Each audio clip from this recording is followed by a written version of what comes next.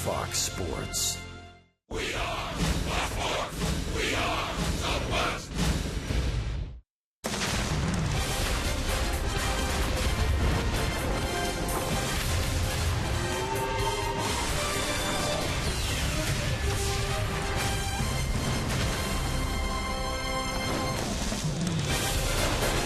Texas Rangers baseball is presented by AT Uverse TV. Well, a cloudy sky overhead here at Globe Life Park. It may have been partially stormy for the Rangers this year, but it's been all smooth sailing on this homestand. The Rangers look to wrap it up today as they take on the Seattle Mariners. And welcome in, everyone, along with Tom Graves, Steve Busby. Glad you could join us for part of your Sunday afternoon. Rangers looking to make it an 8-2 homestand this afternoon. They take on the Seattle Mariners, and a great pitching matchup, a rematch of 10 days ago in Seattle. King Felix Hernandez and Derek Holland. There's not much we could tell the fans about King Felix. We see him 5 or 6 times a year. He's one of the best pitchers in baseball. He's having another fantastic season, and he's 4-0 with an ERA under 2 against the Rangers.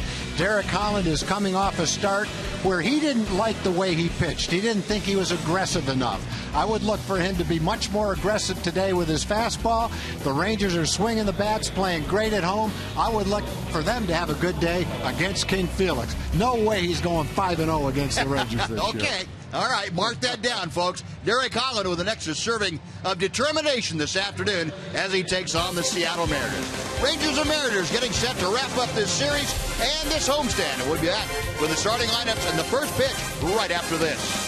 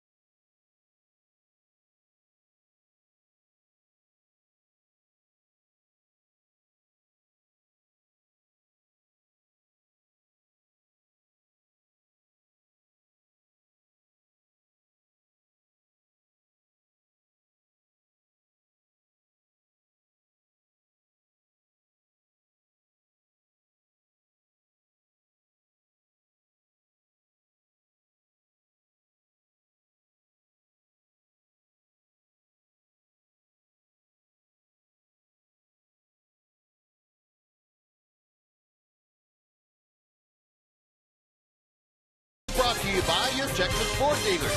Visit your local Texas Ford dealer today. Ford is the best in Texas.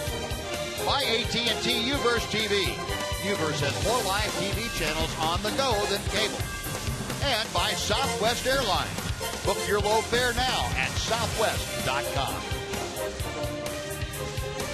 Now, cloudy skies thickening up a bit as we get ready to start things here on this Sunday afternoon. 14 games left in the regular season. Rangers with a 2.5-game lead. And before we get things underway this afternoon, let's check in with Emily Jones. Well, Buzz, the lineup with a bit of a different look today, especially at the top. No Delino DeShields. He is out as a precaution with that injury. They just want to give it a couple of consecutive days to rest. Will Venable will be in his spot, and he says this is the approach when you're batting leadoff. I think you take on more of responsibility of getting on base for the big guys coming up behind you.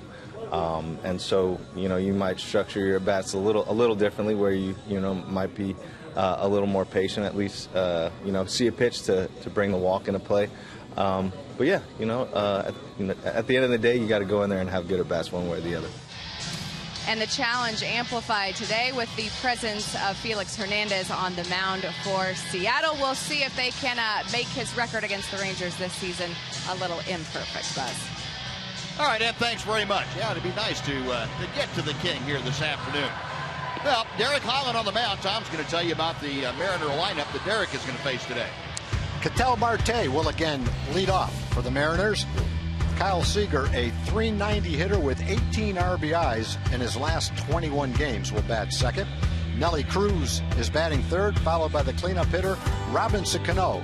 Cano, 34 doubles this year, the 11th straight year he's had 30 or more doubles. Franklin Gutierrez, one of the hottest hitters in the league that you probably don't know about, hitting .358 in his last 25 games. Mark Trumbo bats sixth, followed by the right fielder Seth Smith. Seth Smith leads the Mariners with 5 triples this year.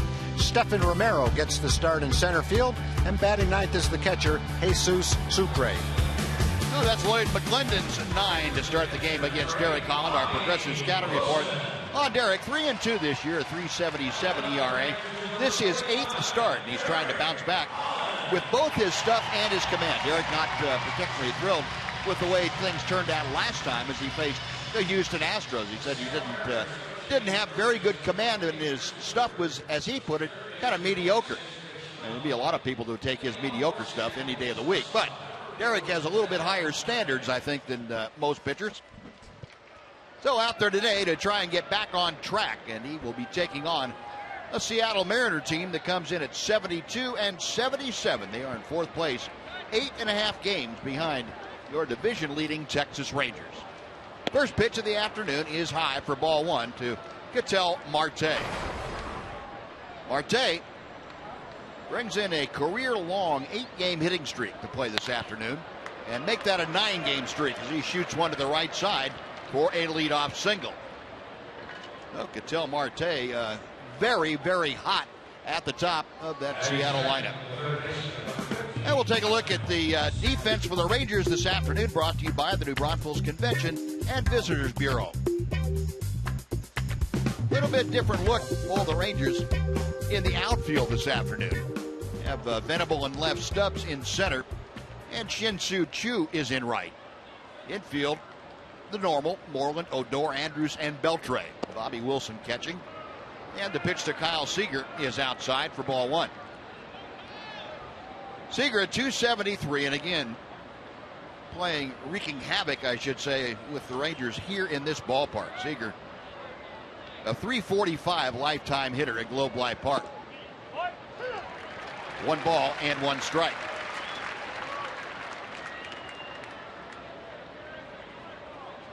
Derek Holland, 28-year-old right-hander or left-hander from Newark, Ohio. And Derek, after having a good September last year, trying to back it up with another good final month of the season. And he's been limited the last 2 years to just a few starts outside of September. 1-2 to Seager. Holland coming in with a pretty good changeup.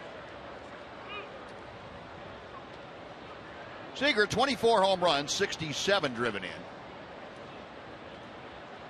Holland peering in for the sign. And he makes a soft toss over to first base. Seager against Holland, not a lot of success. And Kyle Seager, as we mentioned, very good against left-handed pitching, despite being a left-handed hitter. Against Derek, just a .226 average. He does have a home run and is driven into in 31 at-bats. Got him swinging. Boy, there's an at-bat you don't see very much. At least not if you're a Ranger fan when we play Seattle, and that's Kyle Seager going down on strikes with a swing like that. So Seager retired. Strikeout number 1 for Derek Holland. And here is that defense. New Braunfels and Convention and Visitors Bureau. Outfield, as we mentioned, a little bit different. Rangers with 12 double plays turned in this homestand. They lead the American League in most double plays. Marlon Odor, Andrews, and Beltre with Bobby Wilson catching for Derek Holland. The one gone. Here is Nelly Cruz. Cruz with a 7-game hitting streak active. He only has 7 at-bats against his former teammate Derek Holland, but he has gone 3 for 7 with a home run. And Holland working on Marte over at first very diligently. Cruz tied with Chris Davis for the top spot in Major League Baseball with 42 home runs. Also first in the American League in slugging is Cruz, and second in total bases. 1 ball, no strikes. And we talked about Cruz. Every series that the Rangers and Mariners have played, Nelly Cruz has been either on fire, getting on fire, or just coming off being on fire. And boy, he has been a tough guy for the Rangers to handle. Cruz, a 15-game streak against the Rangers this year.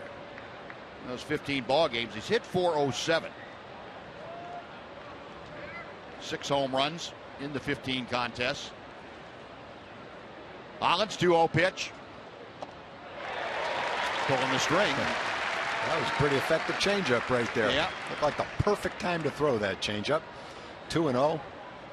Nelly and almost every other hitter looking for a fastball. Thought he got one. Came back with a little bit quicker off-speed pitch. And it's 3 balls and a strike. So Cruz hitting third. He will be followed by Robinson Cano, the Mariners' second baseman. Mariners this year batting .248 as a team. That is 12th in the American League. Also 12th in runs scored with 597. Double play ground ball. Beltre to Odor. Back to Marlin. Around the horn, 5-4-3. And that takes care of the Mariners in the first. No runs a hit and nobody left. After a half inning, Mariners nothing. Rangers coming up.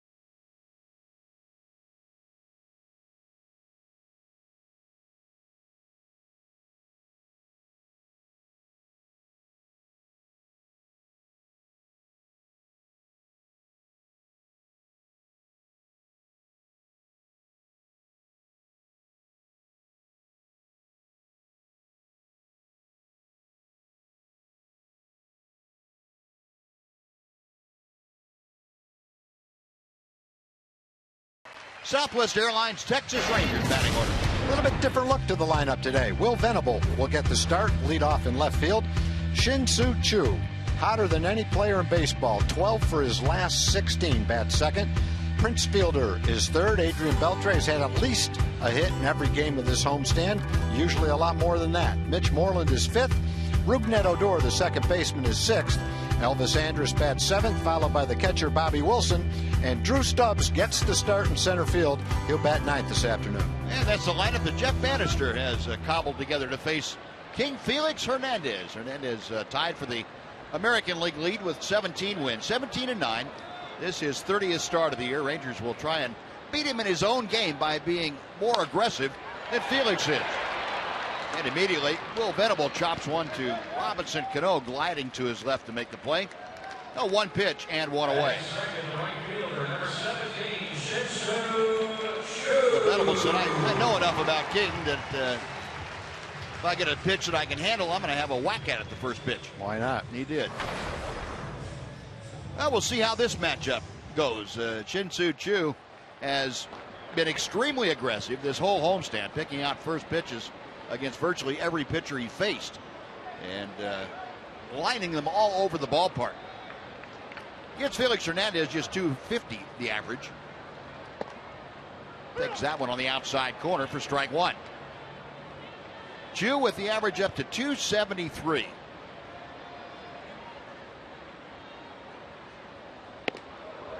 One and one the count. Choo at 18 home runs, that's third on the Ranger club, as are his 69 runs driven in. 2 balls and a strike. Mentioned that Hernandez is 4-0 against the Rangers this year. He's had only 4 starts against the Rangers. His ERA is 1.57. He's only given up 16 hits in 29 innings. If you're looking for a pitcher who won more games than that against the Rangers, Bartolo Colon beat the Rangers 6 times back in 2004. That was when Colon was with the Angels, I believe, in that year, and that didn't miss a time and beat him every time he pitched. 2-2. Hernandez back to the plate. 3-hopper out to Cano. 2 gone. And we'll take a look at the rest of the Mariner defense behind Felix Hernandez here today. Outfield, Gutierrez in left field. Romero in center. Smith the starting right.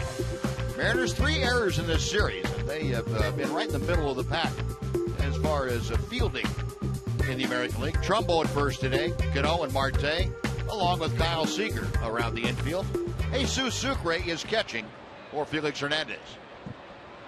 Prince trying to bunt his way aboard with the third baseman Seager playing over the shortstop. That's Marte. Seager's on the second base, or on the first base side of second. That would have got a big rise from the fans if he beat out a bunt right there. Got a big rise from his teammates. They've seen him do it before. They'd have been on the top step jumping up and down if he dropped that down. You can see where Marte is at his normal shortstop position. If that ball is bunted on the grass and anywhere by Hernandez, that's a base hit. 1 ball and 1 strike. Prince with that 309 average coming into play here this afternoon. The overshift for the Mariners. 3 players on the right side of the infield with Marte all by his lonesome over there at shortstop. Fielder still up among the league leaders in daytime batting this year. He's a 345 hitter with the sun out. 2-2. Felix Hernandez with all kinds of great off-speed pitches. Got a power breaking ball that he'll change speeds with. Saw that power changeup. When he's throwing that well, it's only about 4 or 5 miles an hour slower than his fastball and has great movement. And another chopper foul. Still 2-2. Look at our Kubota power stats. Talking about Felix Hernandez. Last 8 starts against the Rangers. Or last start, I should say. 8 innings pitched. 3 hits, no runs, 4 walks, 8 strikeouts. Held the Rangers to an 0 for 8 with runners on base. And very economical with the pitch count. That is called strike 3. Fielder caught looking, that ball on the outside corner at the knees, and that'll do it. Felix Hernandez sends the Rangers down 1-2-3. After 1, scoreless.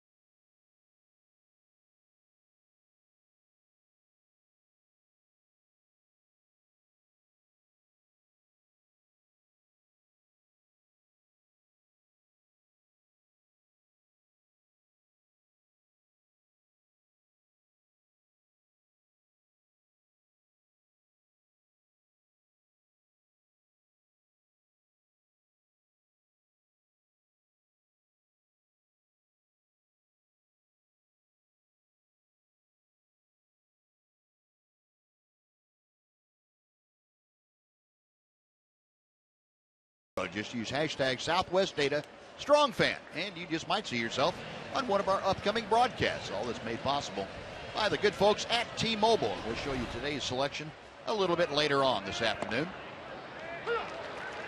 Curveball into Robinson Cano for strike one. It'll be Cano, Gutierrez, and Trumbo to face Derek Holland. Scoreless ball game. And Cano, foul tip. That got a pretty good piece of Bobby Wilson. No balls, 2 strikes. You know, Buzz, when you look down at the field, I don't think this field has ever been in better shape than it has been this year. There's not a blemish on the field. Yeah. Late in September. That's after a 10-game homestand. Dennis Klein and his crew have done a spectacular job this year. You notice that every time you look down at the field. Well, and you're right too. Normally, sometime during the summer, you have to resod things. And, yeah. You know, it looks a little bit different, but this has been great conditioning this year. It really has. Especially at the end of the season after a 10-game homestand. Yeah. Looks like the first day of a homestand. Good job, Dennis, and all your crew. Well, they work at it too, don't they? Yep. 1 ball and 2 strikes to Cano. Cano at 279, 16 home runs, 65 RBI, a 371 average against Derek Holland. And Cano, of course, with the Yankees and now with the Mariners. A lot of at-bats against the Ranger left-hander. 2-2.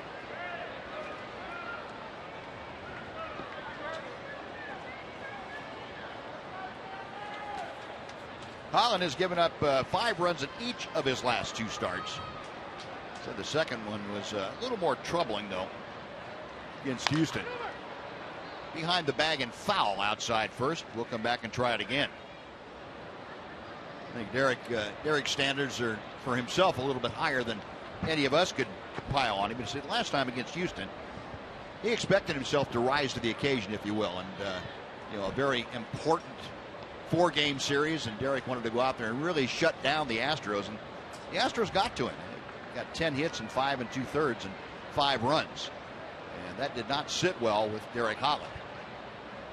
You can call him a perfectionist if you want, but he is a very competitive young man. 3 balls, 2 strikes. No, Cano leading off the second inning for the Mariners. Franklin Gutierrez, the left fielder, is next.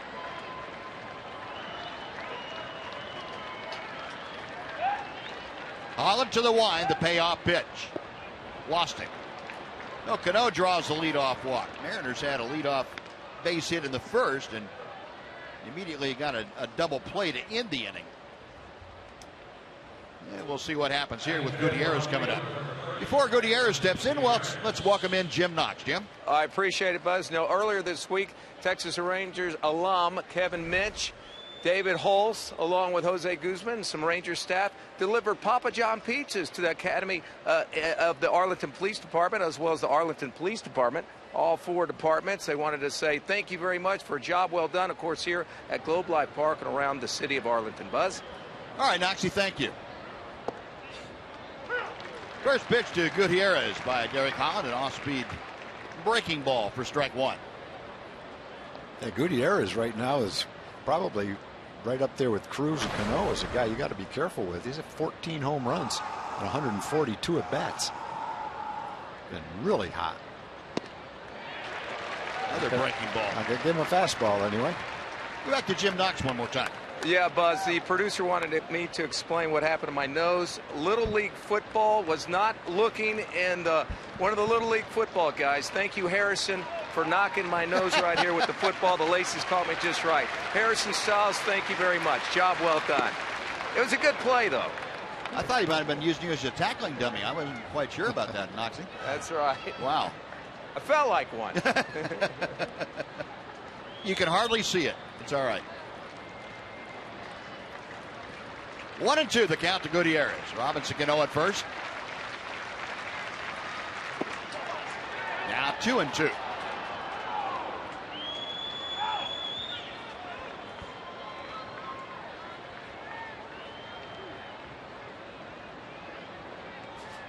Gutierrez, we were talking last night about the plethora of injuries and illnesses that Gutierrez has had over the years. It kept him out the better part of 3 years.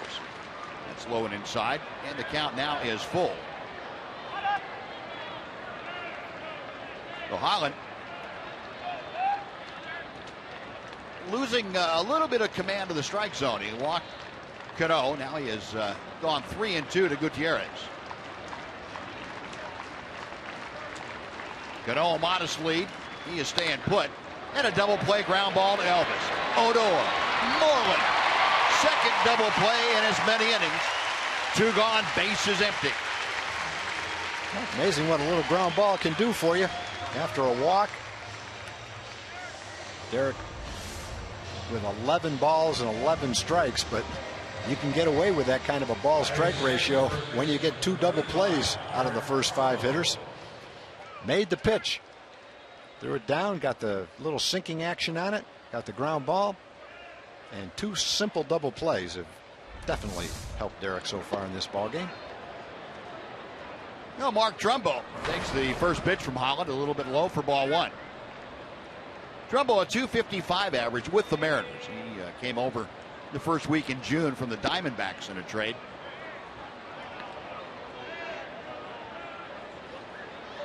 Dozen home runs in Seattle, 37 RBI. Another 20 home run season for Trumbo. If you couple his 12 with Seattle with the 9 that he hit in Arizona. Behind the bag at third, Beltre has it. Throw right on the money, and that will do it. No runs, no hits, no errors, another double play. Mariners are gone after 1.5. No score.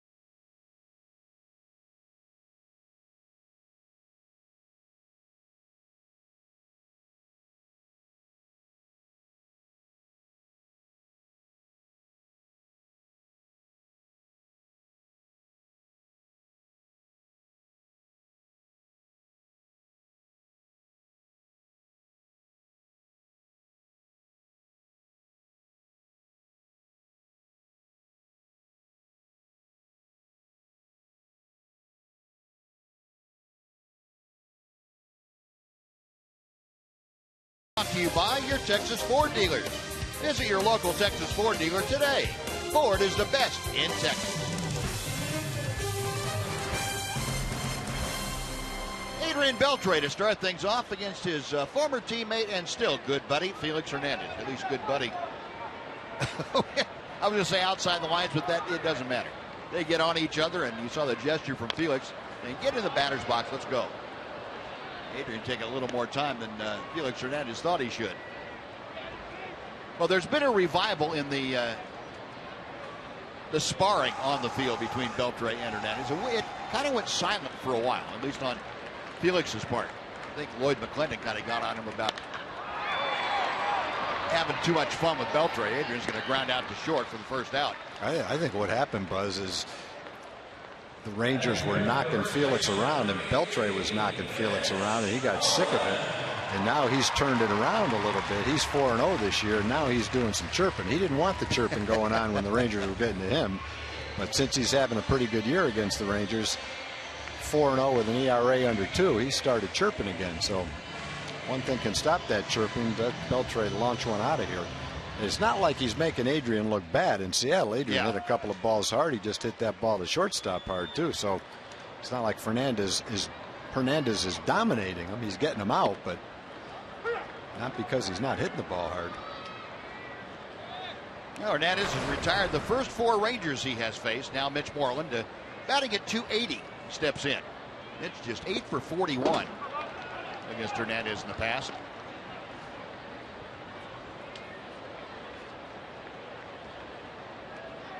One of those 8 hits, a home run that proved to be a game winner for Mitch Moreland.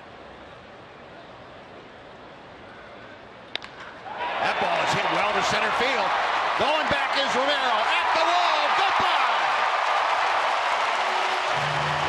Don't know if it's going to be a game winner, but it was definitely a home run.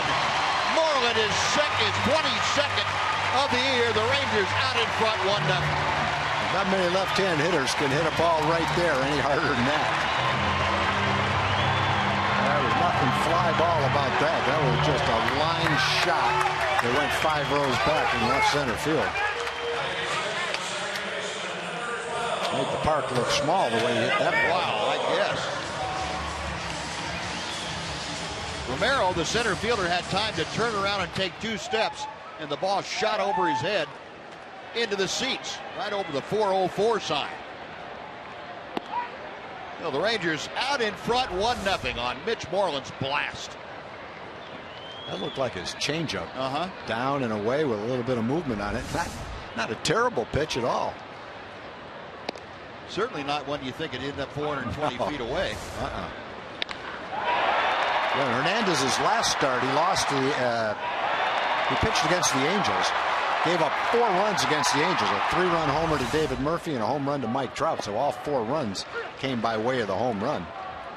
He did lose that game to the Angels, as a matter of fact. 7 innings, only 5 hits, but 2 home runs and 4 runs. And that was the 22nd home run that Hernandez has given up this year in 192 innings. Rougned Odor, count of 3 balls and a strike, and I would say a visibly shaken Felix Hernandez.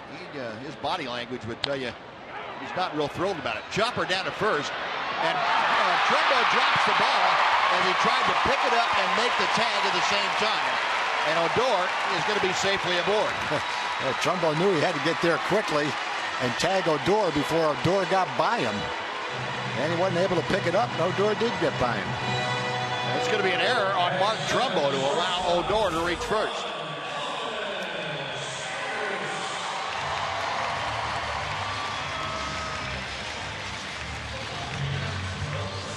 Now let's see if Trumbo, if he caught it, could he have tagged him? Let's see. Maybe he could have. I'll get a better look at it right here. If he catches this, could he have tagged him? I don't know. Would have been awfully close for him to reach that far. It would have. And you can, and if you're going in a straight line from home to first, you're given 3 feet either way to avoid the tag, and obviously that's about what Rougned did, to go about 3 feet to his right to avoid any kind of a tag. So Odor at first. Elvis Andrus now with a count of no balls and a strike. Elvis, a .256 average overall, but he has fared very well against Felix Hernandez to the tune of a .294 mark in his career, 25 for 85.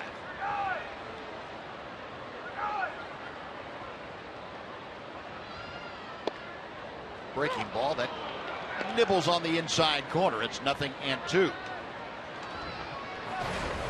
Elvis not particularly thrilled at that last call, but last 8 ball games for Elvis, a .290 average. You take that out a bit further, last 63 games, he's hit .283. Elvis, last half of the year, a model of consistency. There goes Odor. The pitch is chopped to the left side. Cut off by Seaver, who gets Elvis at first, and Odor just keeps on going. He is around to third, but he's there with 2 outs now. That's a good, aggressive, and heads-up base running by Odor. Saw Seager have to come way off the line to make the grab on that, and figured he could beat Seager back to third, and he did. Well, Trumbo did the right thing. Hang on to the ball and don't risk a bad throw. Almost pulled off a nice hit and run. Shortstop was covering on the play. Elvis hit the ball toward shortstop. Not enough towards second base, though. Otherwise, it would have rolled right into left field for a little first and third and one out. A two-away. Here's Bobby Wilson, the catcher. Hernandez will work from the stretch. He drops in a curveball for strike one. Bobby a .232 average with the Rangers, and overall, including his time with Tampa Bay, Wilson hitting .194. The home run came in this homestand. 14 RBI for Wilson. 10 of them as a Ranger. 1-1 the count.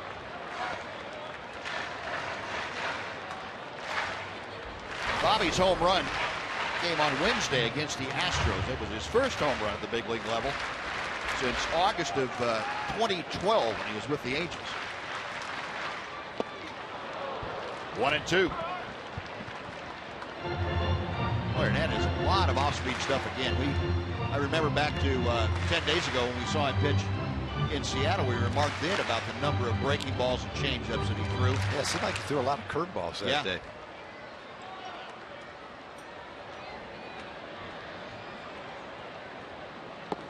Got him swinging. Well, Felix Hernandez gets his second strikeout, but the Rangers strike as Mitch Moreland drives one out to dead center field. His 22nd home run of the year. Will go to the third inning. Rangers 1 and the Mariners nothing.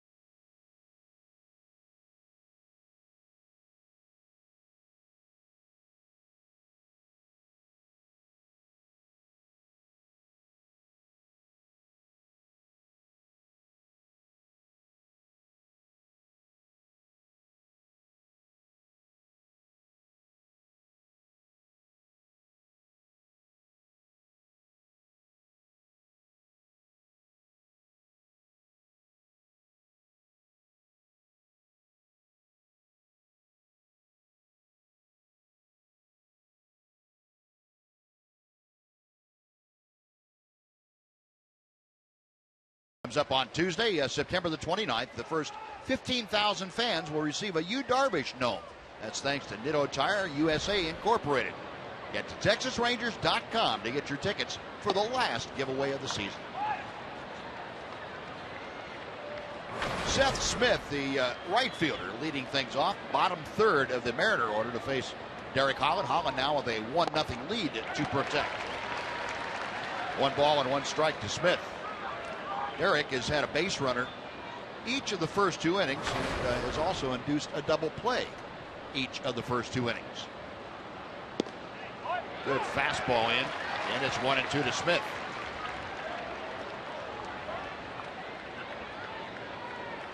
And Derek had remarked about wanting to be more aggressive. He certainly looks like he is early in this ball game. Call strike 3. He locked up Smith at the plate like a hostage, and that is the second strikeout for Holland. Yeah, Derek finally has more strikes than balls in this game. 16 strikes, 15 balls. He's been aggressive. hasn't thrown the ratio of strikes to balls that he will as the game goes on. But fortunately, the first couple of innings, the 2 double plays got him 4 outs on 2 pitches. And now as the game goes on, the command gets better. Hopefully Derek will get on a roll. And the breaking ball to Stefano Romero is inside for ball 1. Romero, a 167 average. He is getting the start in center field today. You know, the folks with the Mariners and their various media outposts were trying to find if Romero had ever played center field in his professional career, and they couldn't come up with the time that he had. He had started in center field, and he's getting the start out there today. 1-2 as he faces Holland here in the 3rd. Well, it's a pitcher strike zone so far in the ball game for both Derek and for King Felix. Not a bad idea to just keep that ball right down there. Now Ben May, a AAA replacement umpire, calling the balls and strikes this afternoon.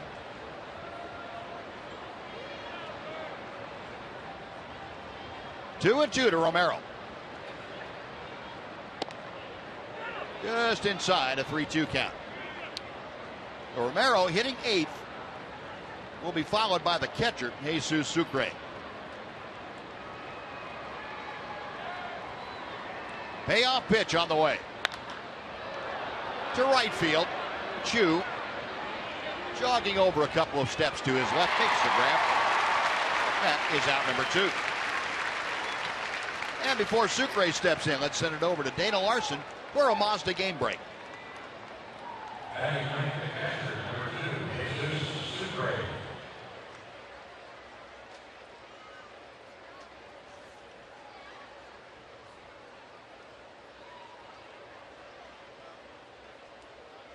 Dana, thank you. The Twins trying to rebound from having lost 3 straight to the Angels. Jesus Sucre, a 130 hitter. That's not the time, that's his average. 1 home run, 4 RBI. Holland deals a strike with the off-speed pitch.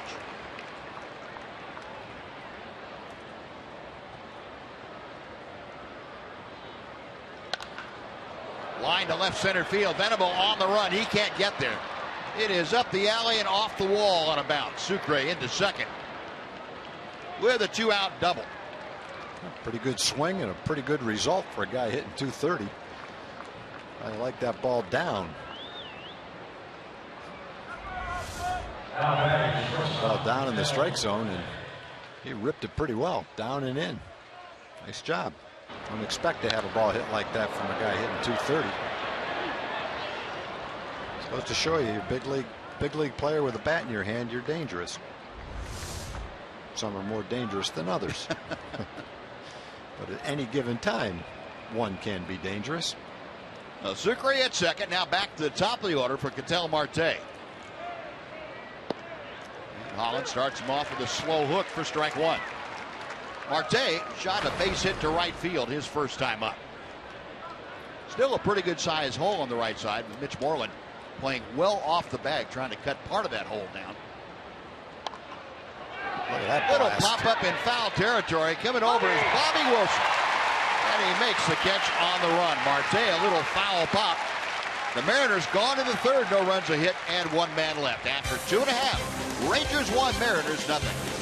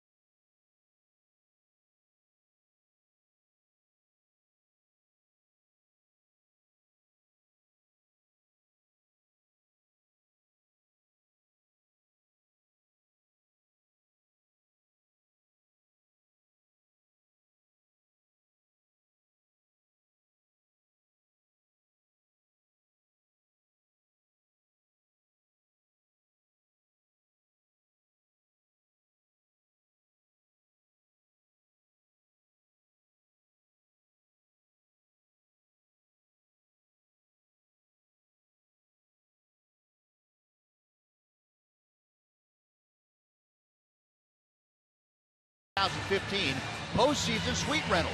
Postseason suites are the perfect way to entertain your group of 12 to 100. Visit TexasRangers.com/postseason suite to get all the details on this exciting opportunity.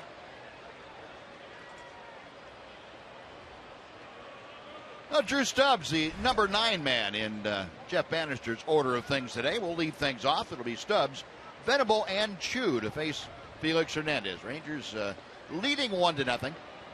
Mitch Moreland's 22nd home run of the year. Last inning got them on top. Stubbs, who had his first hit in a Ranger uniform last night. 1 for 12 now as a Texas Ranger. 1 ball and 1 strike. Stubbs had not started in the last 10 ball games. This is 4th start overall. And Felix drops in a breaking ball. 1-2. Felix Hernandez, 32 pitches here this afternoon, 22 of them strikes. 2 balls, 2 strikes. Stubbs, and not just a short sample, is 3 for 6 against Felix Hernandez. So he's got something going against the King.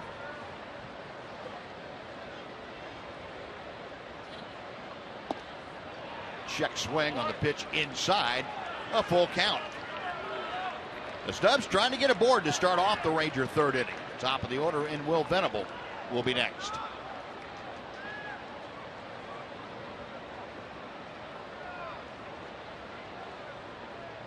Payoff pitch on the way. That ball is ripped to left field. Going back is Gutierrez, and over his head and off the wall. And Stubbs cruising into second, and he has touched up Felix again. Well, he got into a good count. He got into a 3-2 count as the leadoff hitter with a lot of speed. And Hernandez didn't want to take a chance on walking him. He threw him a fastball, and Drew was ready for it. Hit the ball hard enough to be a home run, but it had a little bit of a topspin action on it. It stayed in the ballpark. The Rangers have a good start here to the 3rd inning.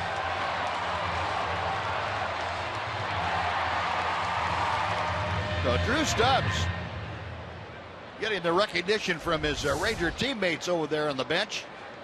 He is at second base now. Nobody out. Will Venable grounded out to second his first time, showing bunt. And the throw to second, they got it. Stubbs got caught too far off the bag, and Jesus Sucre absolutely nailed him at second. You see that a lot, and the catcher is always aware of that. Man on second, bunt situation. The man on second's trying to get a jump. He anticipates the bunt being down, takes that last step. Batter either bunts through it or takes it. The catcher has a clear shot at second base. No, that removes the Ranger base runner, and now Venable takes the next pitch inside. 2 balls and no strikes.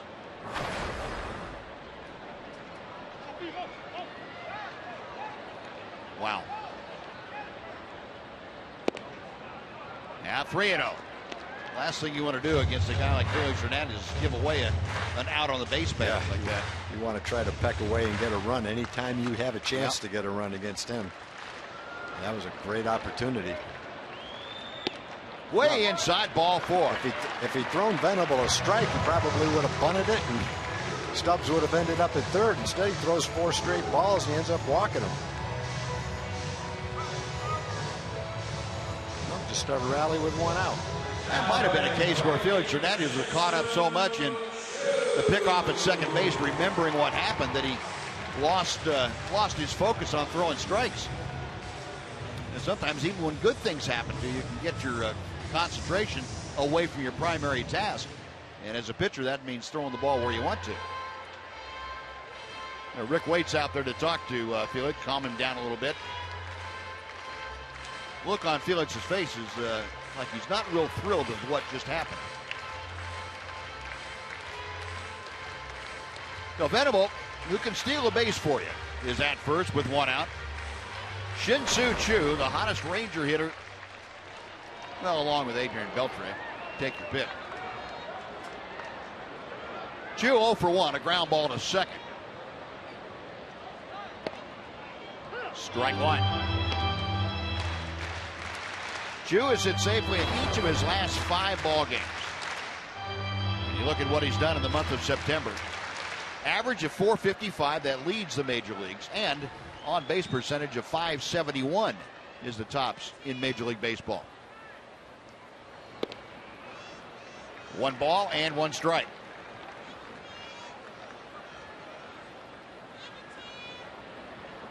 Chu on this homestand, we mentioned 19 for 35. That's a 543 average. He has driven in 5 runs. He has scored 11 in the first 9 games. And he's had the count here, 2 balls and a strike. The last time that Hernandez pitched against the Rangers, pitched great, no runs in 8 innings, but he did walk 4 batters in that game. Venable, a pretty good lead at first. Hernandez checks him. There goes Venable. It's a breaking ball for a strike. The throw to second, not in time. So Venable picked the right pitch. If you're going to go, it was a slow breaking ball, and Sucre made a strong throw, but Venable able to beat it. Sucre really throws well. Very evident on the pickoff throw. Very evident on the attempted throw out of a base stealer. Ball right there. Good jump by Will Venable, though. So for Venable, his 4th stolen base. Now he's gotten himself in scoring position. 2 balls, 2 strikes, the count to Chu. Another good example of how the base runners are having to be very, very careful to keep part of their body on the base at all times. You saw his hand on the base for most of the time, but it came off. But his foot had replaced his hand on the base. A little split second has caused a lot of guys to be called out on replay. And Chu checks his swing. It's 3 balls and 2 strikes. Chu hitting second, be followed by the Ranger DH, Prince Fielder.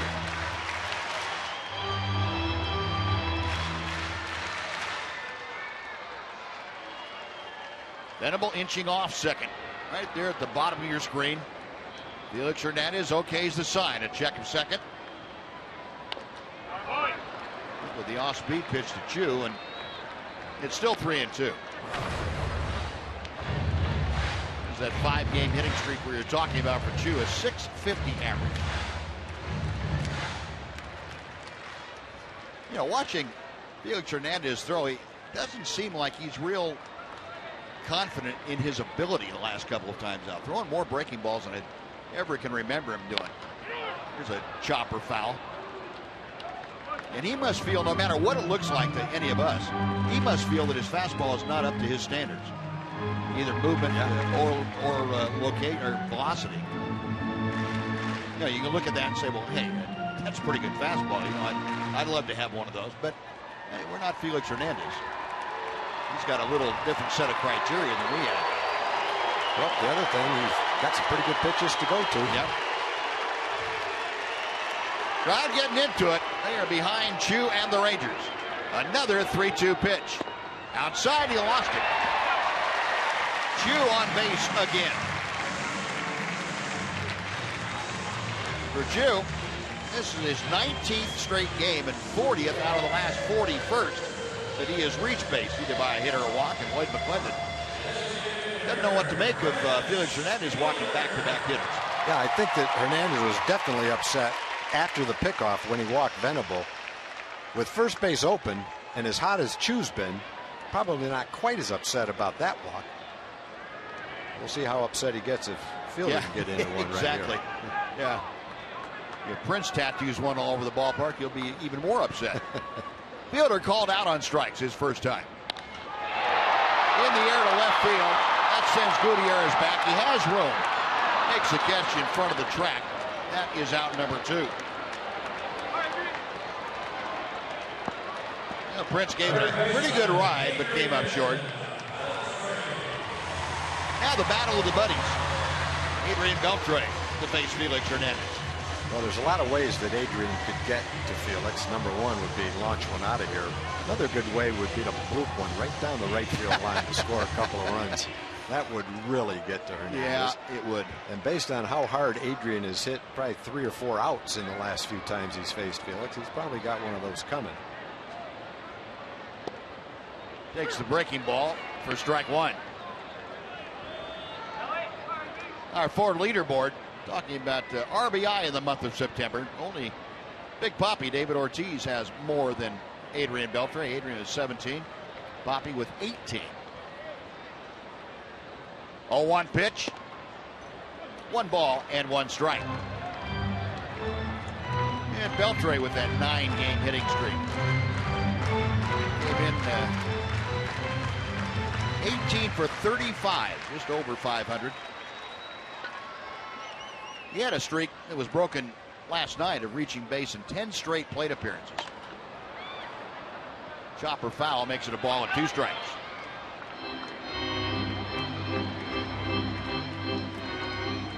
Now Adrian with his average as high as it's been all year long, 278. Sucre out to have a brief chat with Felix Hernandez. Beltre, that 16-game home hitting streak. Now here at home, he's driven in 31 runs in his last 29 games. So this is not just a one homestand type deal. I mean, he has been hot for the last month and a half. Down on the count, 1-2.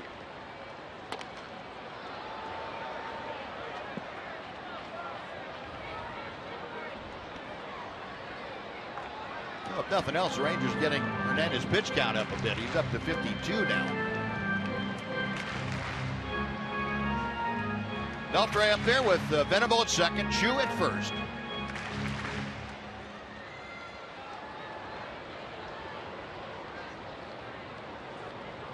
Hernandez set for another 1-2 pitch. That evens the count.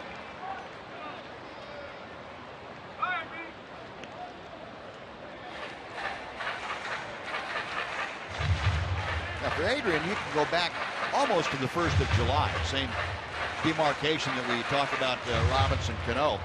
Since July the 8th, Adrian's hitting .315. That covers 64 ball games. Yeah, Buzz, a lot of it probably has to do with his hand healing and yeah, good point. Not bothering him on almost all his swings. Yeah, that's a good point. And he had come off the disabled list with that torn thumb ligament the last part of June, and it had affected him. It probably affected him for the first part of that time period, but it got consistently better. Well, he's worked the count full here, so both Chu and Venable will get a running start.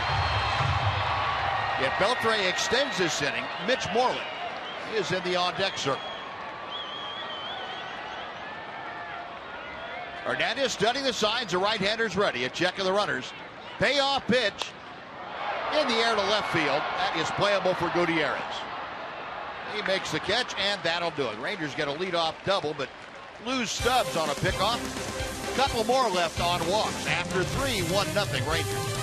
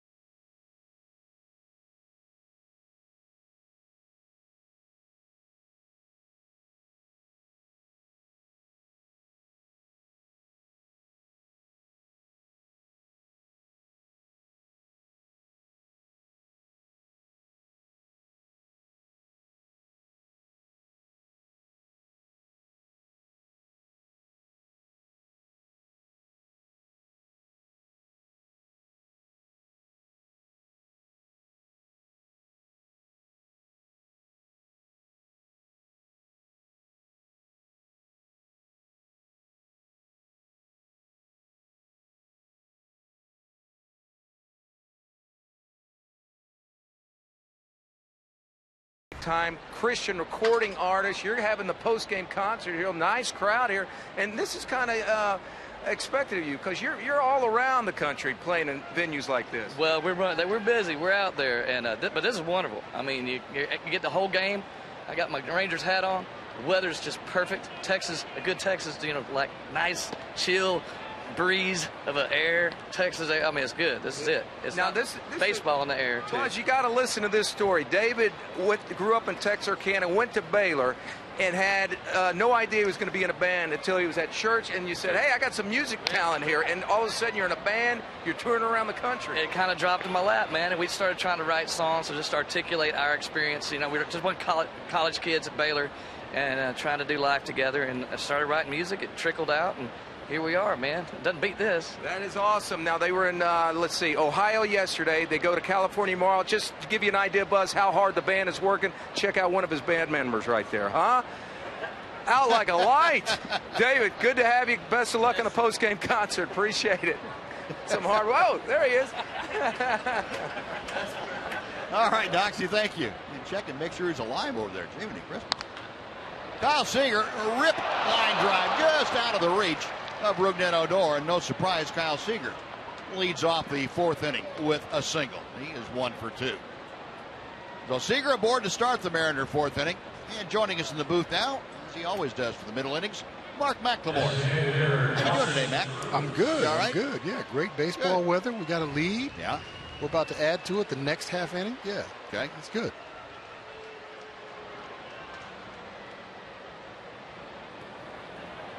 No, Seager's base hit, the third of the afternoon, off of Derek Holland. It brings up Nelly Cruz, who grounded into a double play his first time. Probably use one more of those right here. Rangers turning 2 double plays in the first 2 innings. Now have 156 double plays this year. It's the most in the American League. 2 balls, no strikes. Cruz 88 RBI, 42 home runs. He and Chris Davis leading all of baseball with those round trippers.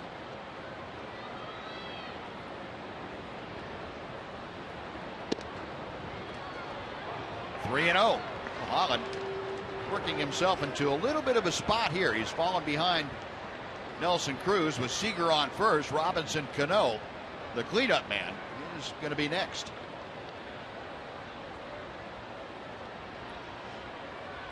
Be careful here. Ball 4, he was. Cruz took it, and there are 2 on with nobody out. Second walk of the afternoon issued by Derek Holland. Second baseman Robinson. And the man who drew the first walk coming to the plate. Holland visited by Bobby Wilson and Elvis Andrus out there on the mound.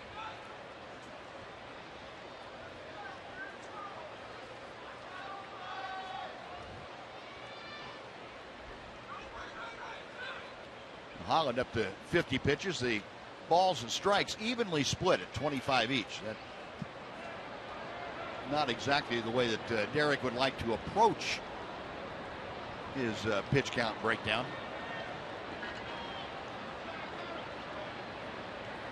Cano worked the count full his last time, drew a walk, steps in hitting at 279.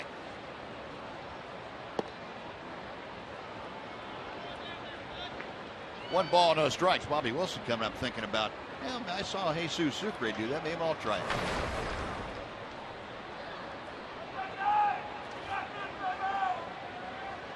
Cano, as we've talked about, turning it on in the second half of the season. 324 average since July 1st. 1 ball and 1 strike here. Cano has had base hits in each of his last 3 ball games. He has 2 out of 7 in this series against the Rangers.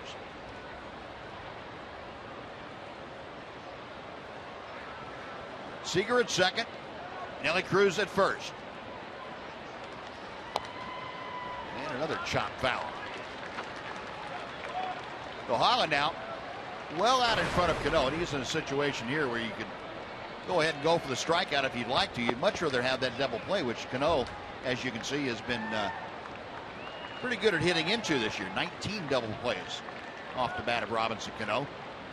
The way Derek is keeping that ball down, it looks like that's exactly what he's trying to do. He got Cano to swing at one a little bit out of the strike zone on that last low sinker.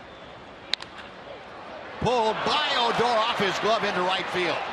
And Seager had stopped at third. He's going to continue on and score. On around to third goes Cruz.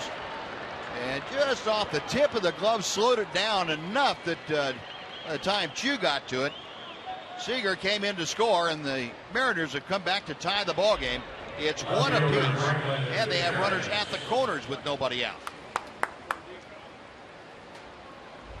Got that one up a little bit. Still hit the ground ball, but unfortunately it was just by Odor. If Odor catches that ball, got a great chance to turn a double play.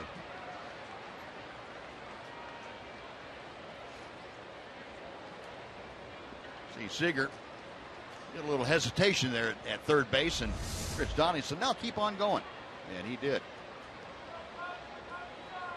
So a run in on a couple of hits and a walk. Still nobody out. Franklin Gutierrez, who grounded into a double play his first time, steps in. Ball one. Rangers will give up the run if they get a shot at a double play. The infield back all the way around.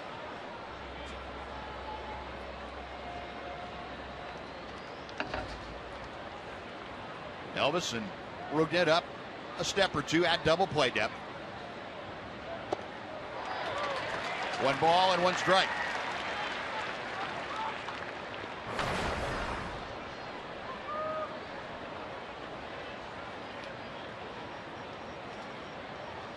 You know, this could be a situation here, guys, where it wouldn't surprise me if that ball's hit to Beltre, and he may come home and get Nelly at the plate, because Nelly's, you know, hobbling right now. He's not running very well. So, you know, runs are going to come at a premium with Felix on the mound today. So you don't necessarily want to give them that go-ahead run, especially with Nelly not running as well as he normally does.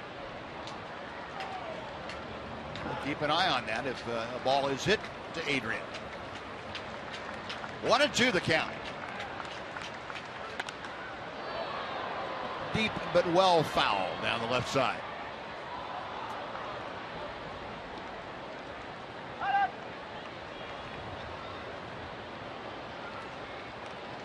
You know, we talked about Gutierrez, the injuries, and after he came over from the Cleveland Indians to the Seattle Mariners back in the offseason between the 08 and 09 seasons, it all started for him. High and tight. First thing was a bad hamstring. Put him on the shelf for a while. Then he had a bout of stomach gastritis. It kept him out at the beginning of the season of 2011. And he had a strained oblique the next year. He was on the disabled list. Getting fouled down. Then a partial tear of his pectoral muscle the next year. And then finally, in 2013, after it looked like he was going to get everything else back, he had a strained right hamstring that had him on the shelf for the better part of 2 months. One thing after another for Franklin Gutierrez. 2 balls, 2 strikes the count. Holland, a high set. Got him swinging. Good breaking ball from Holland, who picks up his 3rd strikeout. A nice pitch by Derek. This is a good situation, a great situation to get a strikeout here. And he was pounding Gutierrez in the entire time. He threw him a changeup away that last time and he rolled over into a ground ball double play. But this is a situation where he wanted a strikeout, needed a strikeout, and got one. So now the double play is still in order with a guy, Mark Trumbo, that can definitely deliver that. Trumbo had a ground ball to third his first time up. That was back in the 2nd inning. Got Cruz at third, Cano at first. 1 ball, no strikes. Look at the Ranger defensive alignment. Outfield just about straight away against Trumbo. The infield a couple of steps to the left. Beltre playing very deep at third. Trumbo has had pretty good success, though, against Derek Holland. Came into the ball game hitting .318 in 44 at bats against Derek. 2 balls, no strikes.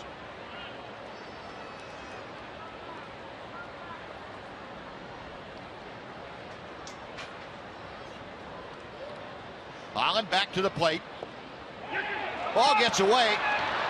Cruz is going to score. Bobby Wilson can't get to the ball quickly enough. And the Mariners, on a wild pitch, take a 2-1 lead. You couldn't have a wild pitch at a worse time. You get the strikeout first and third and nobody out. Got a guy up there that if you make a good pitch, he's going to expand the zone. He does that a lot. Get a ground ball, double play, maybe get out of the inning. Instead, the run scores, and now there's no double play in order.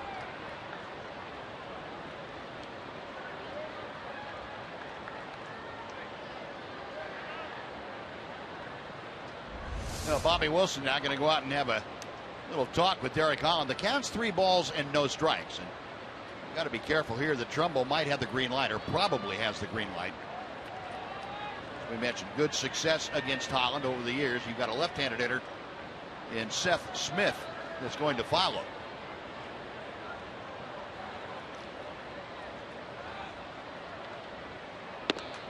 Missed outside for ball 4. A second walk of the inning, third walk of the game for Holland. 2 on, still just 1 out. Seth Smith coming up. And Mike Maddox making a trip out to the mound. Now batting right fielder Seth Smith. And Holland having his pitch count run up here a little bit. 65 pitches now for Derek.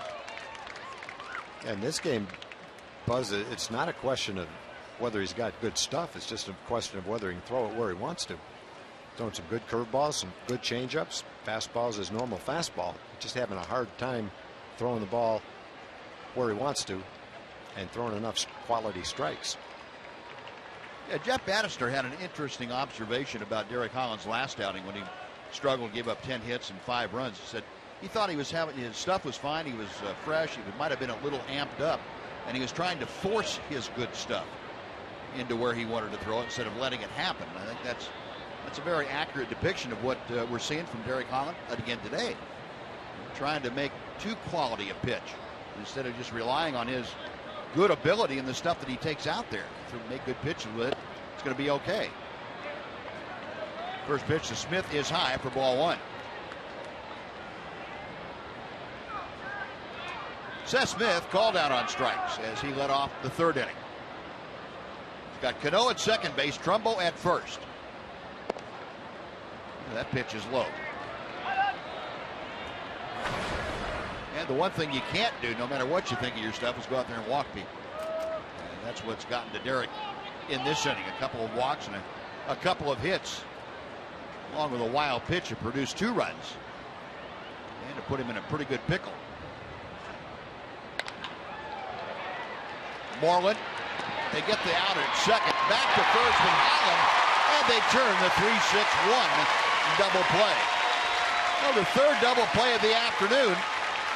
And that stops the threat of the Mariners, although they do take the lead 2 runs on 2 hits, 1 left after 3.5. It is now 2-1 Seattle.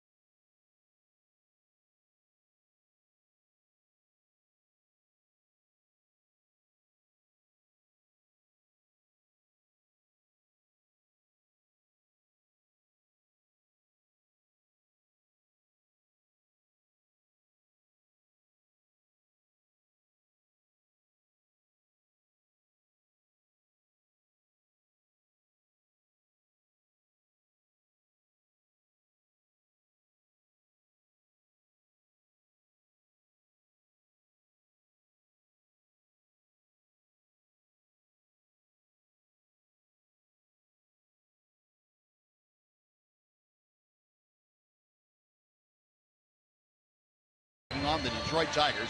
And it's your last chance to enjoy Dollar Hot Dog Night out here at Globe Life Park. Get to TexasRangers.com to get tickets for this all-important AL matchup.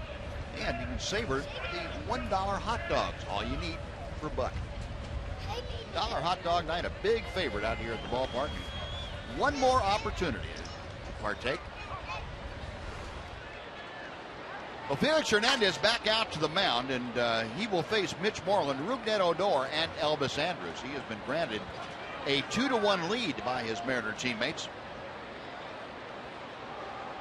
Mitch Moreland struck for his 22nd home run of the year, the best on the ball club, his first time up. Well, he had a laser shot just to the left of our camera position, right at the top of the fence in center field.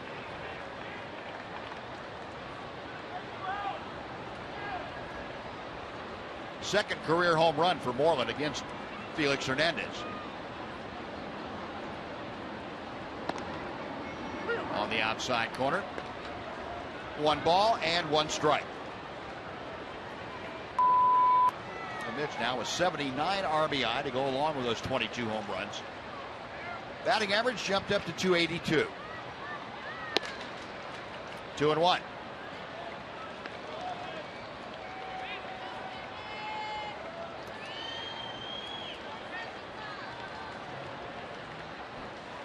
Felix Hernandez making his 30th start of the year. And Mitch pulls it on the ground to Trumbo. 1 out. Next will be Rougned Odor.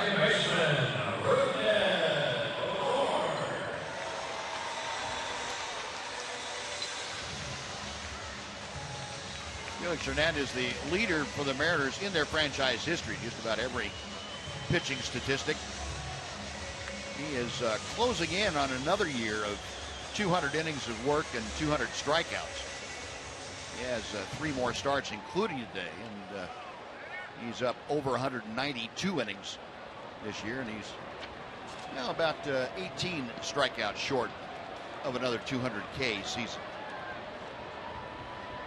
Very impressive, very durable.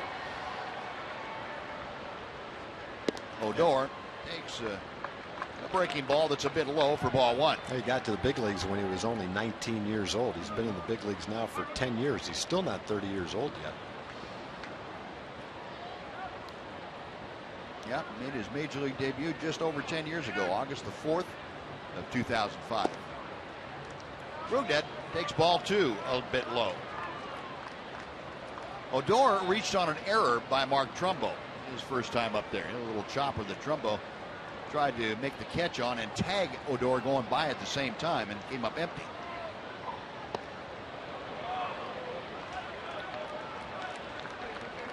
Two balls and a strike.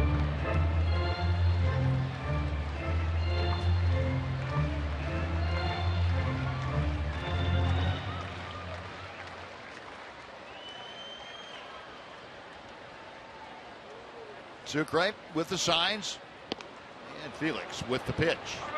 2-2.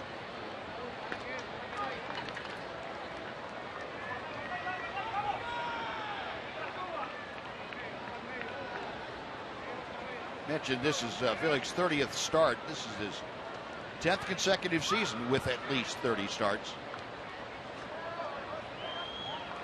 Only 2 other pitchers can say that they have a 10-year streak, and Mark Burley is too shy of having 15 consecutive years of 30 starts.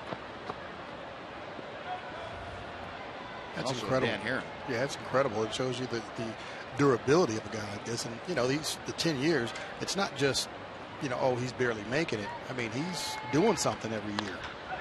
Odor to left center field. It is down and by the dive of Romero. And Rougned is going to run for a while. At third, he will put the brakes on there. Well, it looked for a second like Odor might have a chance to circle the bases. But he settles for a 1-out triple, and the Rangers have the tying run 90 feet away. Well, he hit it. It didn't look like there was any chance that Romero would have a chance to catch it. As it turned out, he didn't. He chose to dive for it, try to make the play. When he couldn't couldn't come up with it. Odor's going to end up with a triple. He plays it a little bit differently, tries to cut it off. Might have been able to hold Odor to a single. And with the dive, really doesn't come all that close to it. He's about a foot away from it. Nice effort. And it works to the Rangers' advantage with a triple now instead of a single. Well, the Rangers' third hit of the afternoon. They have all been for extra bases. A home run, a double, and a triple. As you can see, the Mariners pulling their infield all the way in now with one out. Elvis Andrus at the plate. Elvis 0 for 1 with a ground ball to third. Strike one from Hernandez. Elvis 55 RBI and a career high tying half a dozen home runs this year. Hernandez working from the stretch with Odor at third.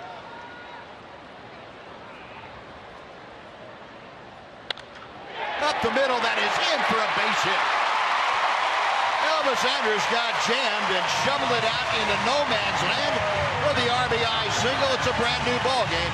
We are tied at 2. Well, a lot of real estate out there with the infield drawn in. He didn't have to hit it very hard. Infield back, maybe it's a different story. Hey, that looks like a line drive in the paper tomorrow. That's right. And add an RBI to it. Ouch.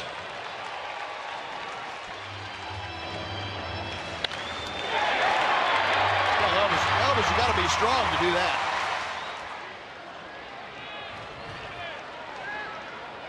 Nothing anybody on the Mariner infield could do about that. And Elvis with the RBI is 56th. Brand new ball game, tied at 2. Here's Bobby Wilson.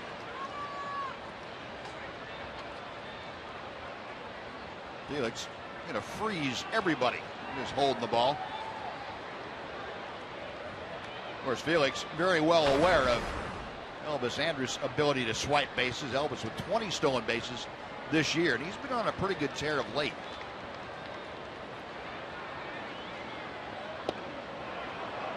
Nothing in 1 to Bobby Wilson. Wilson went down swinging his first time up there.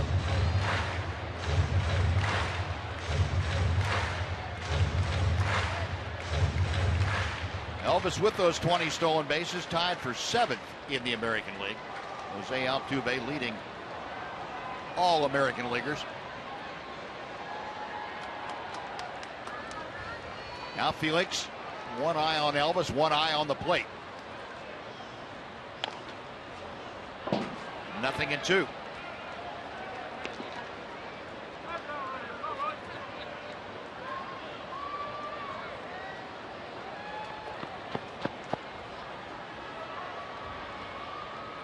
Well, Elvis, after the RBI single, stationed over at first.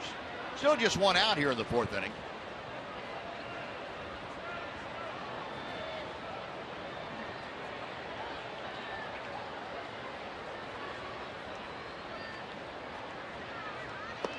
Got him swinging.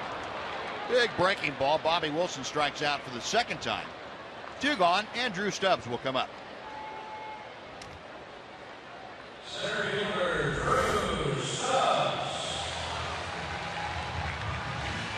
Pretty good breaking ball.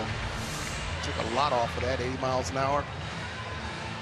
Yeah, Buzz, we were wondering whether Felix had confidence in his fastball because he was throwing so many breaking balls. Maybe it's the fact that he's got such a good curveball. Yeah. He's just wanting to throw it. Last 2 times we faced him, this curveball has been great. Yeah, it seems like he has a pretty good feel for it. And yeah, you're right, Tom. That's something you when you get a feel for a pitch like that, go ahead and throw the thing. Yeah. Certainly like the results that he's been getting. Stubbs with a foul ball. It's nothing in 1. Drew hit a bullet off the out-of-town scoreboard in left field. His first time up. Went for a double. So Stubbs now 4 out of 7 against Felix Hernandez in previous matchups. Elvis a modest lead at first. 1 ball and 1 strike.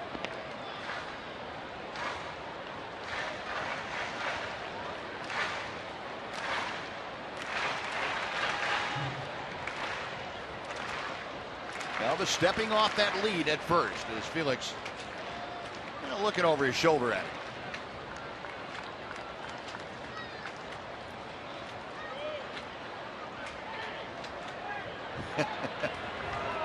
Little cat and mouse game. Elvis trying to get a jump that time and took a couple of steps, and he had a jump. Yeah, Felix just caught him out of the corner of his eye. If he made that pitch, Elvis could have stole second and third on the same pitch.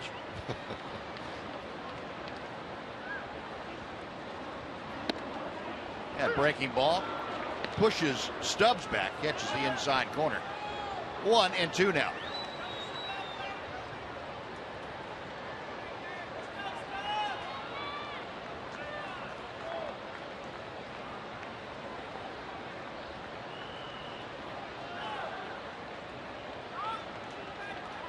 Felix Hernandez, a long look in. Now time called.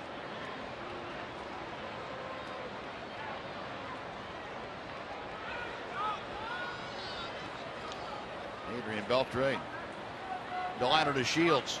A little conversation over there on the Ranger bench. There goes Elvis. The pitch is inside. The throw to second is not in time. Elvis, with his 21st stolen base of the year, gets himself into scoring position.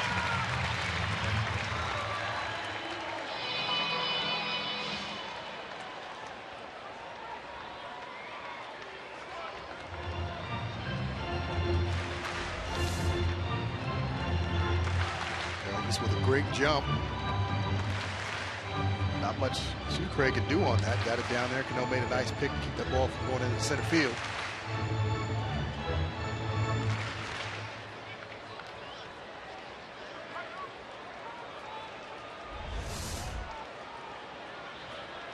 Oh, now they're going to. Every time a guy slides, they're going to check it now. Going to hang on a second. Lloyd McClendon asking that give him a chance to have the folks upstairs look at their replay, and no, it's not going to be an appeal on that. 2 balls and 2 strikes to Drew Stubbs. Now Elvis at second base, and Stubbs trying to pick him up. A 2-2 ball game. In the dirt.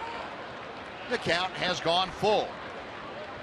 Stubbs, the number 9 hitter, trying to get aboard to join Elvis Andrus.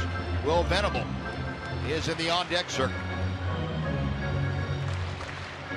Hits are even at 4 apiece this afternoon. The runs are even at 2 apiece. Felix Hernandez now has had to throw 75 pitches to this point. This will be number 76. Breaking ball, and Stubbs caught looking. He knew it.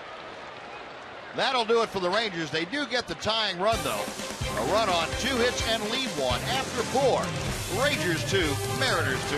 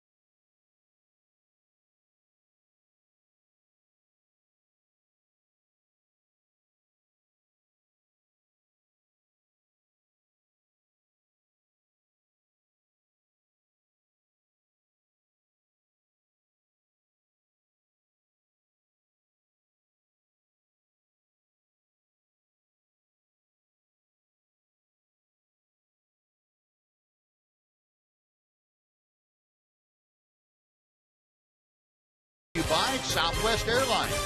Book your low fare now at southwest.com. And by Mazda. In every car we make, you'll see why driving matters. Another brand new ball game. Both ball clubs with 2 runs apiece. Derek Holland going to work. Stephanie Romero, the center fielder, bluffs a bunt and takes ball 1. Romero flying to right field the first time that he faced Holland this afternoon.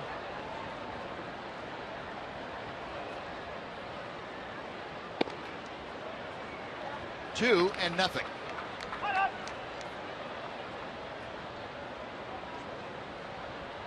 Romero a 158 average as he stands in against Derek. The 2-0 pitch. Now 3-0. This is the inning where Derek's got to come out and throw strikes. He got the run, got back to 2-2. He's throwing 3 more balls and strikes. Got to pound the strike zone right here. You got the bottom of the order coming up. Romero, Sucre, added up, they're not hitting 300. And he gets a knee-high strike. 3-1. Yeah, when you've got the bottom of the lineup coming up and not taking anything away from guys hitting 7th, 8th, and 9th, because I hit 7th, 8th, and 9th a lot of my career. But you're in that spot for a reason, so you've got to make the guy swing the bat if they're going to get on. Venable over to cut the ball off, and it's in the corner deep enough that Romero into second with a leadoff double. Well, you get behind 3-0, you throw a fastball for a strike, and hitter knows you've got to throw him another fastball. So a guy that's 3 for 18 turns into a much better hitter. Looking for a fastball, getting a fastball. Pound the strike zone, get ahead. Maybe it's a little different story.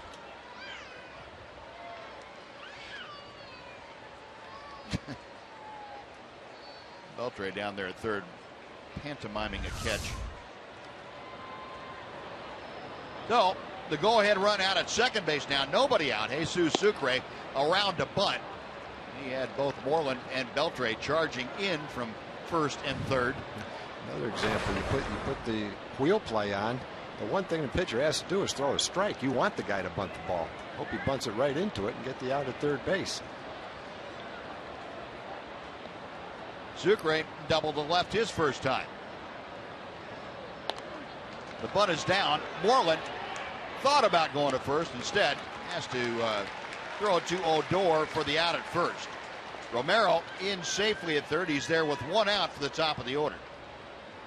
Sacrifice goes 3-4 on the putout.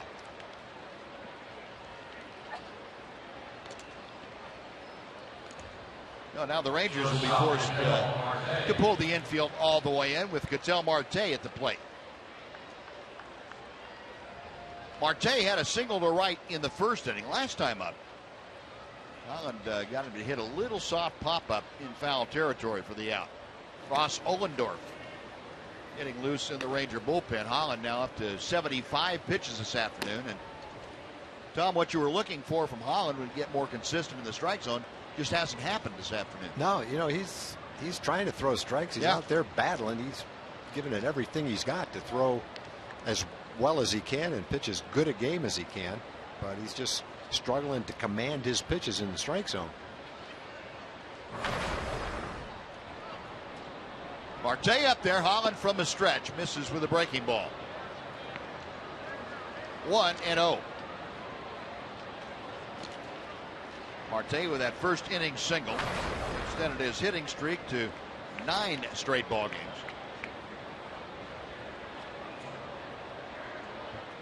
Romero down the line from third.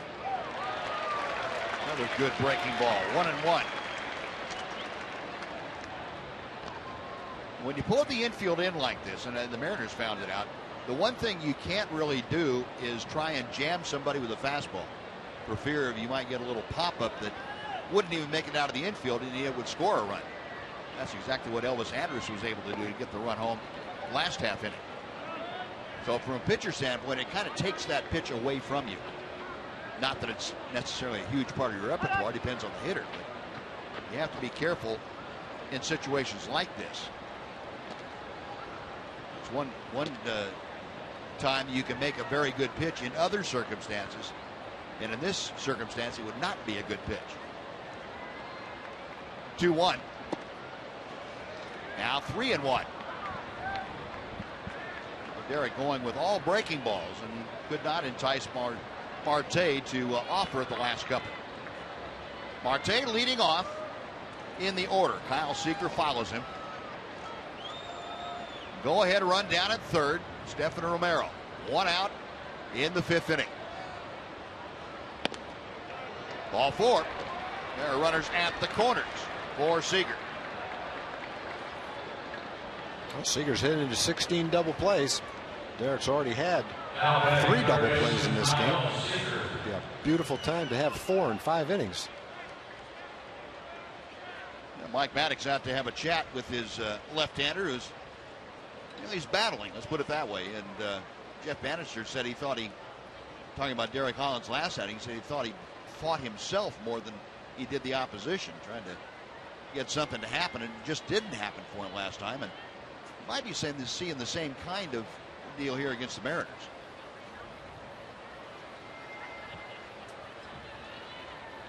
For Holland, now he's had 3 walks in the last 2 innings, 4 on the game.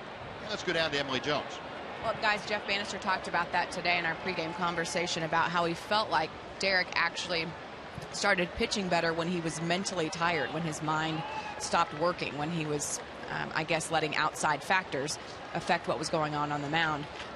Expected different results here today, so maybe the mental exhaustion point coming soon, and he'll get back to business. All right, Em, thank you. Pitch low and outside to Seager. Seager singled and scored his last time up. 1 out of 2 today with a strikeout mixed in there also. Got runners at the corners. Rangers back at double play depth up the middle. And Seager shoots it out of play to the left. 1 ball and 1 strike. I think the big thing for Derek in this situation right here, he's got to keep the ball down. He's been getting some up, and those are the ones that the Mariners have been hitting and putting in play. And putting them in play pretty hard. So if he keeps the ball down, he has a really good chance of getting out of this with a double play ball. That is not down. That is headed for the corner, and it's going to score at least 1. Romero in. On his way to third, Marte. He's being waved around. The throw from Odor not in time. And Kyle Seager does it to the Rangers again. A 2-run double, and the Mariners take a 4-2 lead.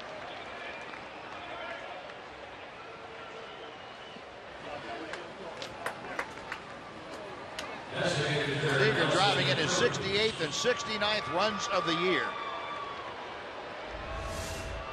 Well, he can hit, but the way he hits against the Rangers, you'd think he was a batting champion. He's a 270 hitter this year who's in his career against the Rangers about a 350 or a 360 hitter. He uses the whole field. He hits them out of the ballpark. Any sort of hit, he can get it against the Rangers. Most of them are hit well. Now with first base open, Nelson Cruz is going to receive an intentional pass. That'll set things up for Robinson Cano, the hitter, to follow. Cruz, an unintentional walk last inning, an intentional pass being issued here. Robinson Cano 1 for 1 with an RBI single in the 4th inning, and also a walk. There's the 4th wide one. Nelly on down to first, 2 on with 1 out.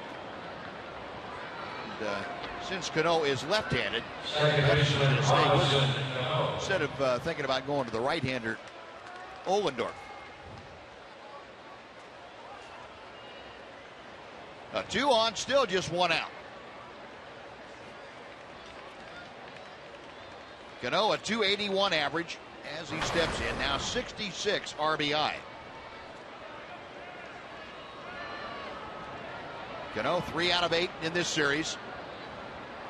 And a chopper foul down the first base side.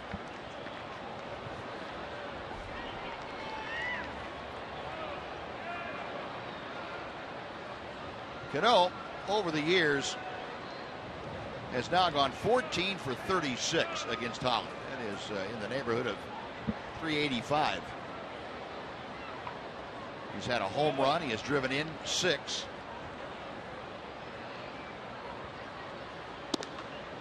One ball and 1 strike.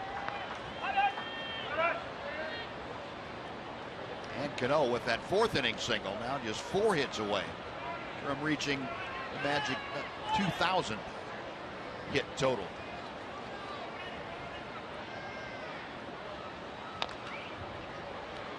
One ball, two strikes.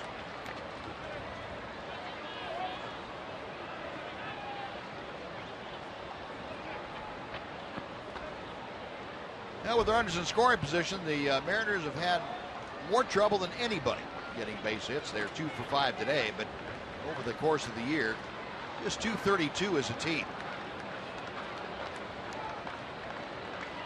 1-2 pitch.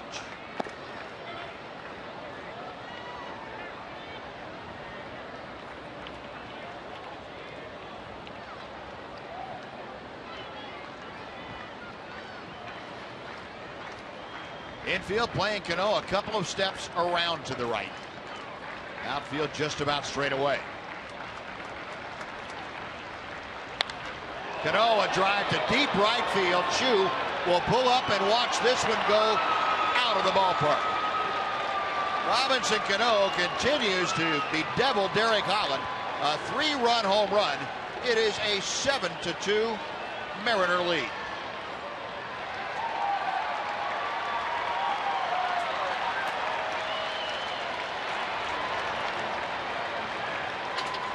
Well, it's just one of those days.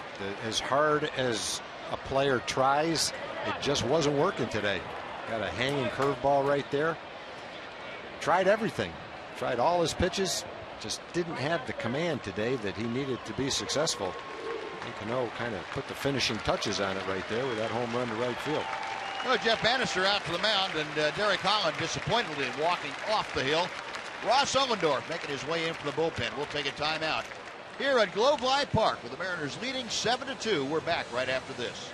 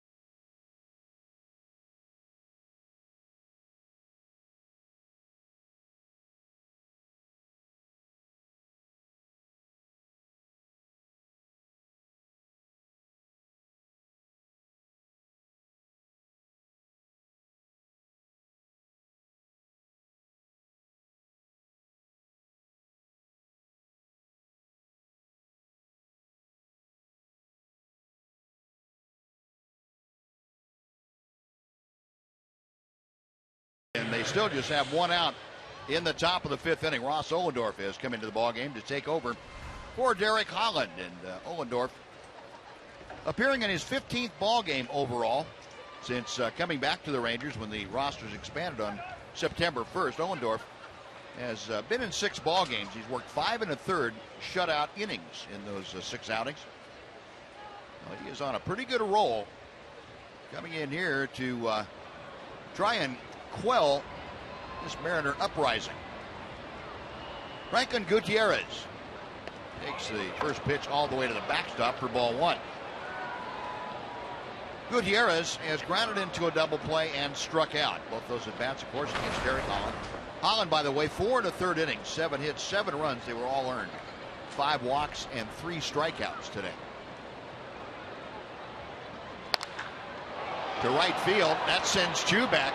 He is at the track, at the wall. It is gone. Franklin Gutierrez, another home run, his 15th of the year, and it is an 8-2 Seattle lead. He's hitting a home run about every 10 at bats. Definite force, hitting about 360 over his last 25 games.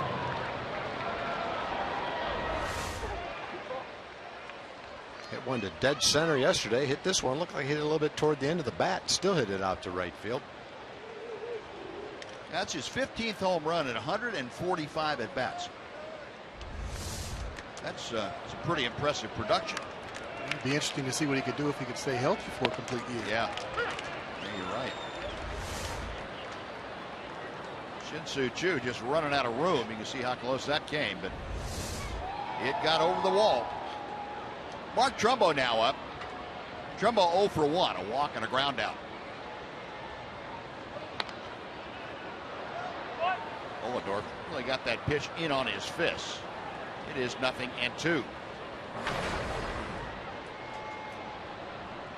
Trumbo's average 254, a dozen home runs with the Mariners.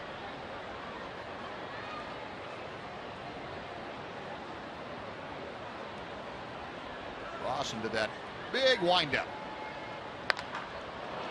Right center field, that is down. Choo over to cut it off, and he does. Trumbo is aboard with a 1-out single. Trumbo tomahawked that high fastball. He can get the bat on the ball. He's not a very discerning hitter. If it's anywhere near the zone, he's going to swing at it. The pitch looked like it was high and out of the strike zone. Roped it to right field. Lighten it up this inning. And Nick Martinez loosening in the Ranger bullpen. Now Seth Smith will step in now. He's the 9th hitter to come to bat here in the Mariner 5th inning. Smith 0 for 2, a strikeout and a double play grounder.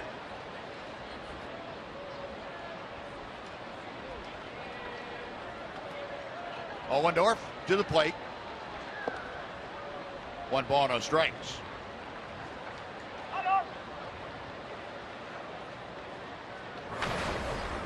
Smith a 246 average as he faces Ross Ohlendorf. Ohlendorf last out there back on the 17th 3 days ago against the Astros.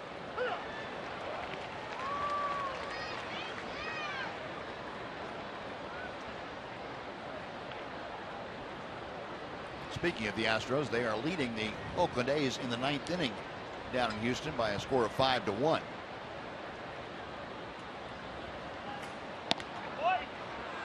Two balls and a strike. See who the closer is for the Red Sox right now? Who is it? Robbie Ross. Is he? Got his 4th save today. I don't know if he is the closer, but he has 4 saves. He got one today. I think he had one last night, too. Gave up a couple of runs last night, though. Smith drives it to left center. That's down for a hit. Stopping at second is Trumbo. Boy, the Mariners really swinging the bats this inning, and they are having good success doing it. 2 on, still just 1 out. Jeff Bannister headed out to the hill. That's Mike Maddock, I'm sorry.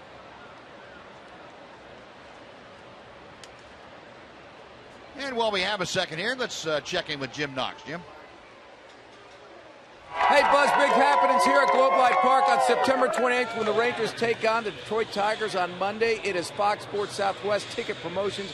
$10 seats in the upper deck. Can you believe it? All you have to do is log on to TexasRangers.com, and the code name is Never Ever Quit. $10 tickets. Get on that internet now. All right, everybody duck. Check this out, huh? Buzz. Texas! Get those arms a little higher, Noxie. Very good, Noxie. Well, 2 on, still just 1 out. And Stefano Romero, who started all this with a double, now facing Ross Ohlendorf, and he takes outside for ball 1. Logan Morrison has come into the ball game to pinch run for Mark Trumbo. So Morrison out at second base.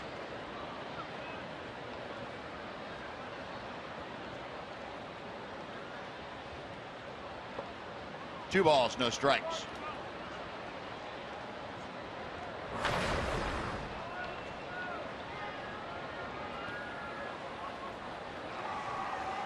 Romero with that average now back up to an even 200.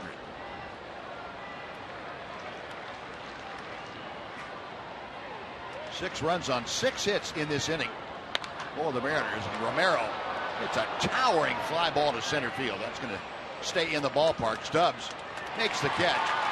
Morrison tagging, trying to advance. Both runners trying to advance. The throw to second, and Smith just able to beat the tag.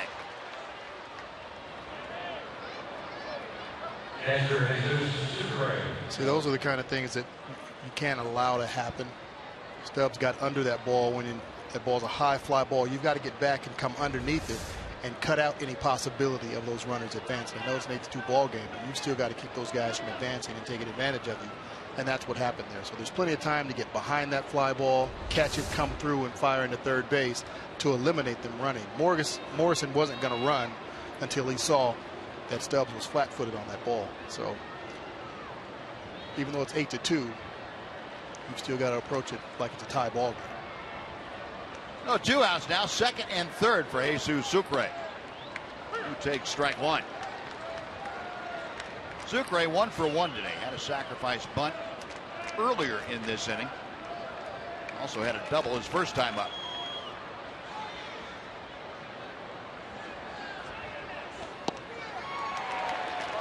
Ollendorf quickly out in front of the count. No balls and 2 strikes.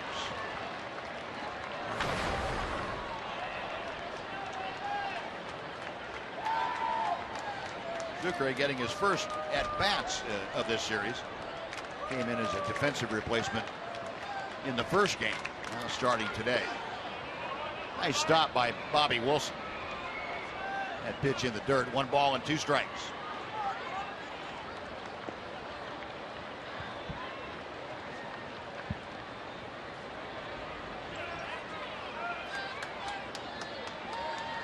Ross Ollendorf trying to end this difficult 5th inning.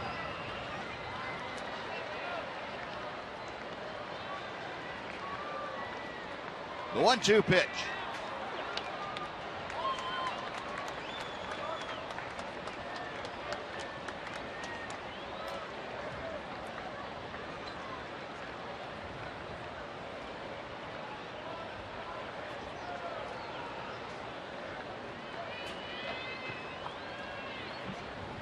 Sucre back in, one of 4 catchers on the roster for the Mariners.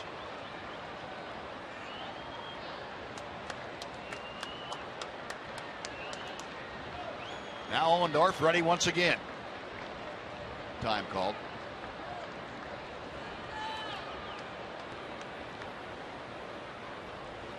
I think somebody dropped the anchor in this inning. Wow.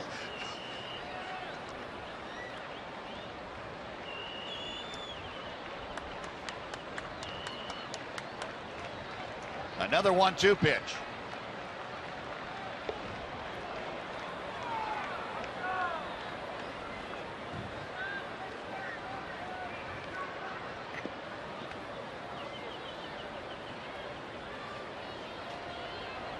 Ollendorf, the native Texan, up and down a couple of times with the Rangers this year. Been battling various assorted injuries ever since spring training. And ball 3 is low. Well, the count is full. Sucre batting 9th. Ketel Marte is in the on-deck circle.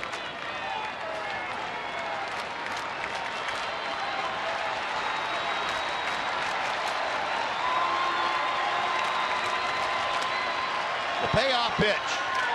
Call strike 3. Ollendorf gets the strikeout, but the Mariners come up with 6 runs on 6 hits. They lead 2 halfway through the ball game. 8-2 Seattle.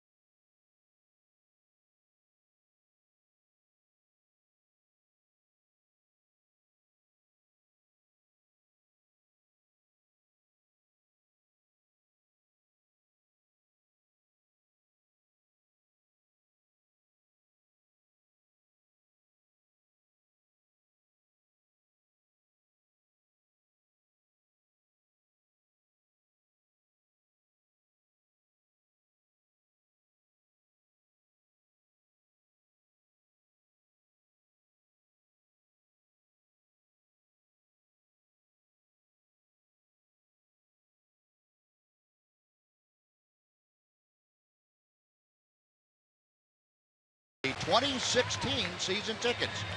You can catch all the action out here at Globe Life Park for next season. Plus, if you place a deposit now, you can guarantee a seat for any 2015 postseason games. Just visit TexasRangers.com/seasons to place your deposit today. Well, the Rangers come to bat here in the bottom of the 5th inning. And they have some work to do now. They are trailing 8-2. Mariners putting up a 6 spot in the top of the 5th. And Will Venable starting things off against Felix Hernandez. He looks at strike 1. Venable has walked and grounded out. 0 for 1 today, hitting at .247 overall. Off speed, and that is in, 0-2. Taking over now in center field, James Jones in place of Stephen Romero, and Logan Morrison, who pinch ran for Mark Trumbo, stays in the ballgame and is playing at first. Sharply hit ball to the backhand of Cano. I'm not sure I see anybody make a play smoother than Robinson Cano does going to his backhand. Yeah, we talked about it last night, but he's got a little bit of a rib cage thing going on, so he's limited to the agility that he can have on that type of a play. We saw one that he couldn't quite get to last night. But he makes that play, Mac, a little bit differently than any second baseman I've ever seen. You ever seen anyone make him like that? No, I mean, it's kind of like Beltre at third base. He's unique. You know what? Definitely unique, but he just goes after the ball like it's batting practice. I know. And he just looks so smooth. He catches it, and you kind of think, oh, he's not going to throw it. But then all of a sudden, there it is over to first base. Just like, oh, no big deal. He turns a double play like that. Oh, my God. It's crazy. He is definitely one of a kind. Oh, no doubt about it. But some kind of rib cage injury. He just hit a 3-run bomb and made it look, like it was batting practice again. And he makes a play like that. What is he limited to? Limited to hitting home runs and making good defensive plays. Yes. Can't do the other stuff very well. Okay, maybe he can't dive in the hole, but does he really need to? Jew taking that pitch way inside from Hernandez. 3 balls and no strikes. Jew has already walked once this afternoon. He is 0 for 1 officially.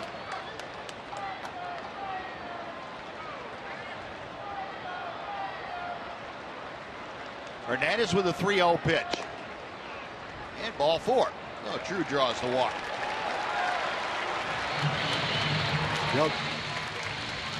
Now before Prince Fielder steps in, let's send it back over to Dana Larson for a Mazda game break.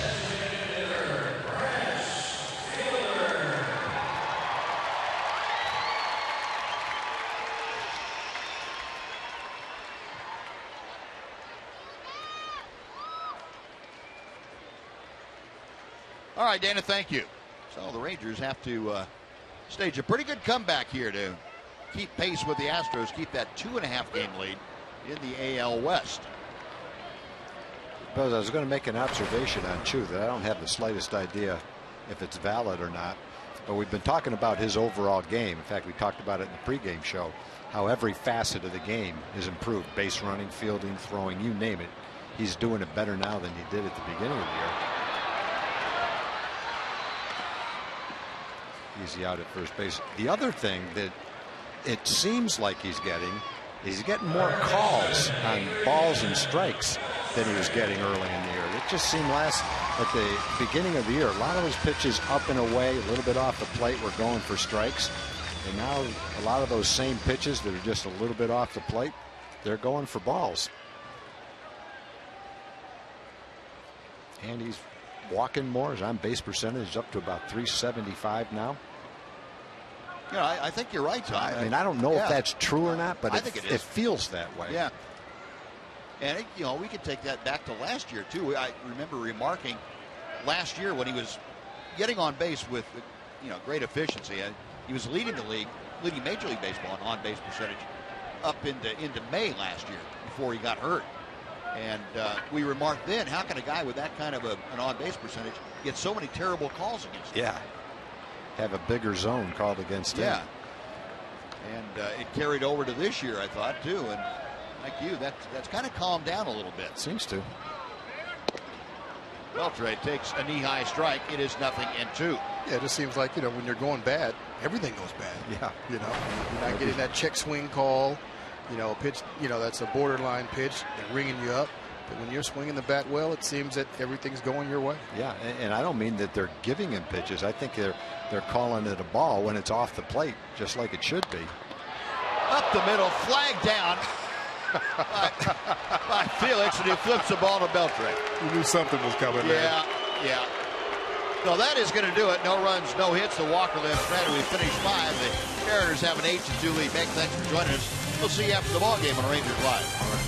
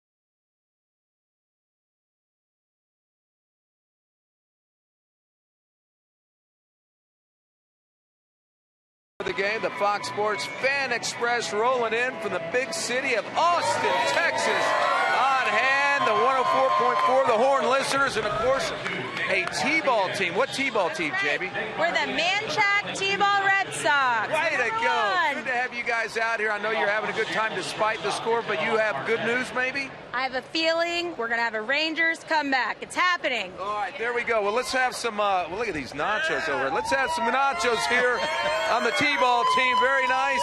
You guys enjoy the rest of the game. We're looking for that comeback then, Jamie. Appreciate it. Let's go, guys. All right, Noxie. Well, we go to the top of the 6th inning, and Nick Martinez has come out of the bullpen to take over for the Rangers. Nick appearing in his 23rd ball game of the year, 7-7. Most of his appearances, obviously, from the starting position. That ball hit well to right center field by Cattell. Stubbs all the way back to the track, and he runs it down. Boy, Drew Stubbs effortlessly gliding back and ran that ball down. I saw a ball hit the other night out there near the 407 sign. I think it was Seager that hit it out there. And Marte gave that one a ride. Marte came into the game hitting .285. He's had a walk and a hit in the game. Really establishing himself as their shortstop of the future and their leadoff hitter of the future. Showing that he can also drive the ball pretty well.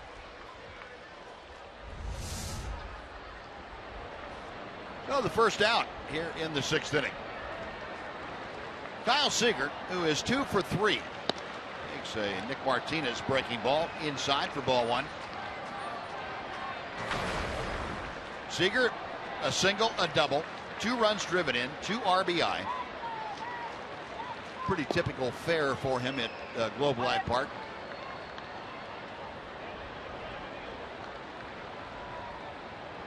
But now facing 25-year-old right-hander Nick Martinez. Haven't seen Nick on the mound since the 12th of September. That was against Oakland at the very start of this homestand.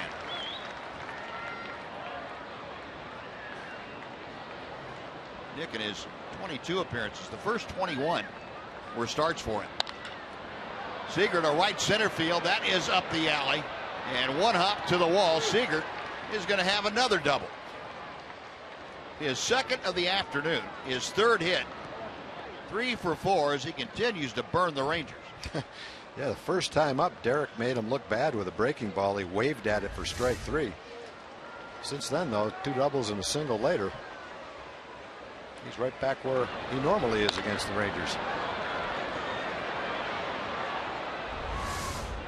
Seager with 2 doubles today. He now has 8 doubles over the time period we were talking about, where he's been hotter than most are allowed to be. 390 average over 21 games with 8 doubles in that span.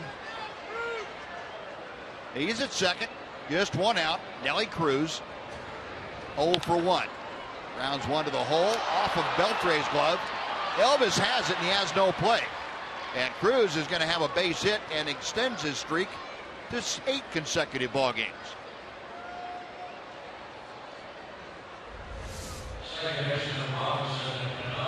Yeah, a little good fortune for Nelly Cruz.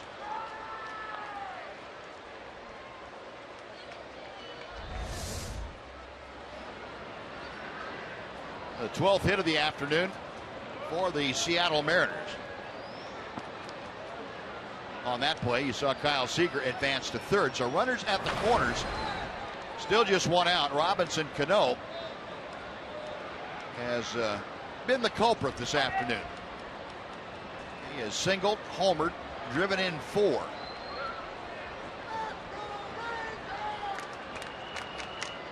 Nick Martinez with the first pitch to Cano.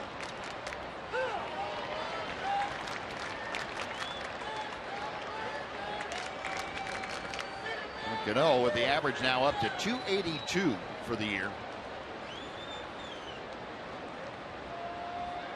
He has extended his hitting streak to 4 consecutive games. 1-1.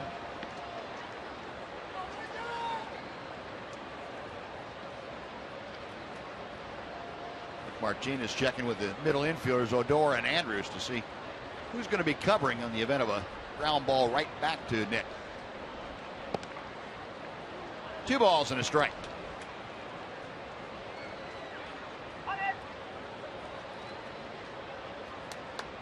Nick out of Hialeah, Florida, Miami area. Fordham University, where Nick was an infielder along with being a relief pitcher. 2-2 after the foul ball. Rangers selected Nick in the 18th round of the 2011 draft. And Nick kind of had ideas about wanting to play the infield as a professional. And I think the Rangers discouraged that immediately. But no, we didn't draft you to be an infielder. We liked your arm. That's what we want you to do. And I think it paid off pretty well for him.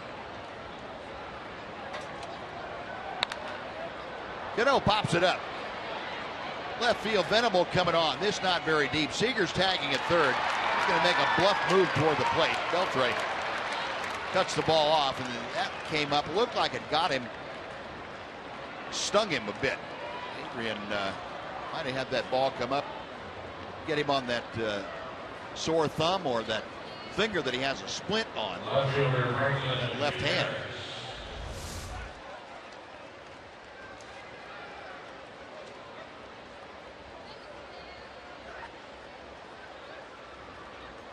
Looks like got him on the right hand.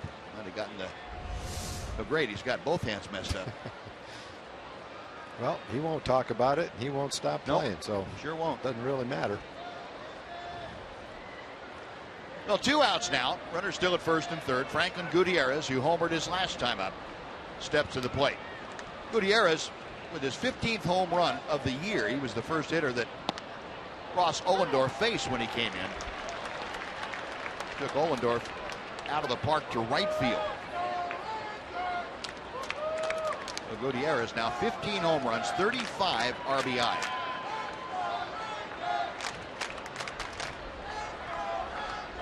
Nick Martinez with the 0-1 pitch.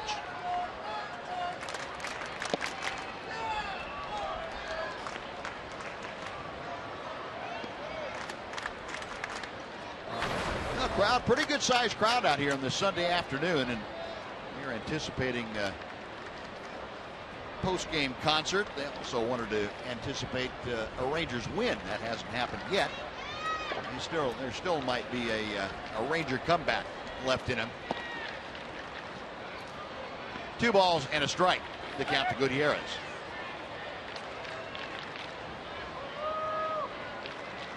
Dana Larson told us the Astros have won this afternoon, so the Rangers, at the moment, lead the Astros by 2 games in the AL West.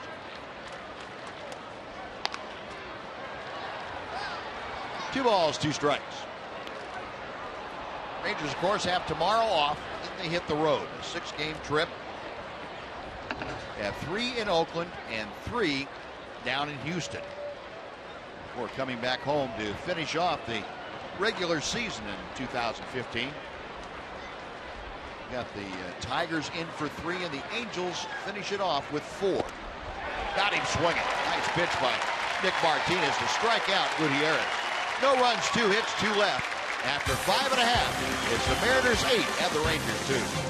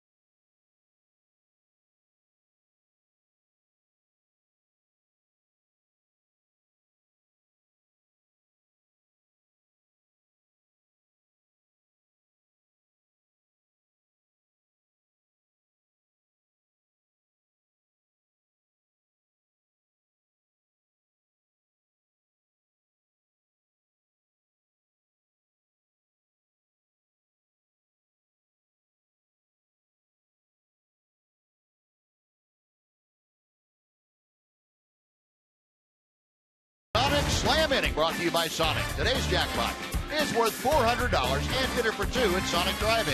If a Ranger hits a home run during this inning, James Cox from Grapevine will win $400. And if a Ranger hits a grand slam this inning, James is going to take home $25,000. You can register at any participating Sonic restaurant. Well, here you go, James. Mitch Moreland stepping in. Mitch has already left the ballpark once today. His 22nd home run back in the 2nd inning. And he takes ball 1 from Felix Hernandez to start the bottom of the 6th. Moreland 1 out of 2. The batting average now, as you can see, at .281. Check swing and no swing. Our AT&T U-verse rewind. We will take you back to the 2nd inning. How about this ball? Romero had time to turn around, take 2 steps. The ball was past him, and all he saw was a vapor trail.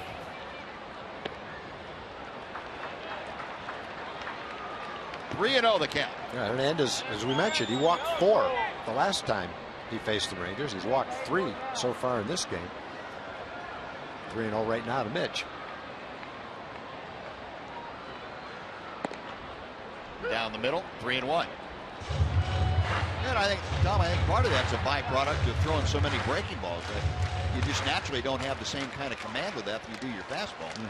And the more you throw the breaking ball, the less feel you have for your fastball. He tried a fastball there, missed down and in. And Mitch will take the leadoff walk.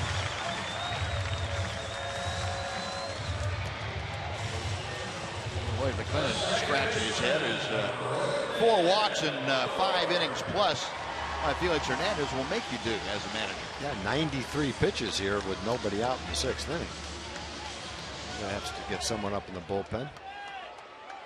On his way to a short outing if he doesn't speed up the outs right here. You notice the Mariners pitching coach Rick Waits was nowhere to be seen. He didn't want to have the manager ask him what's going on with Felix.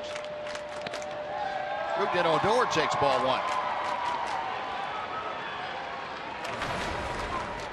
Odor has reached on an error and tripled.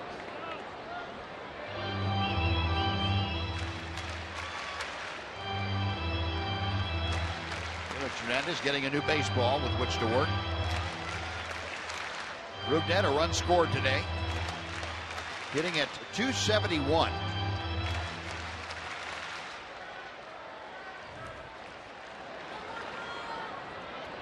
One-0 pitch from Felix.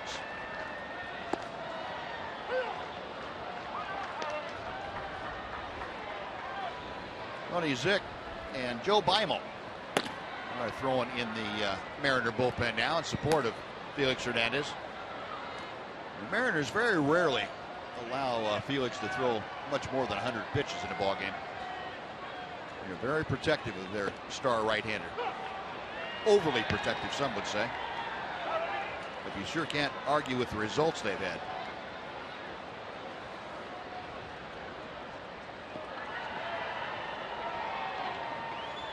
One ball, two strikes to Rougned.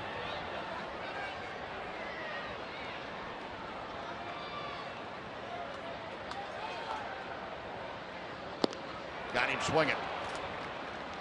Another good breaking ball. That's strikeout number 5 for Hernandez. One gone. Elvis Andrus coming up.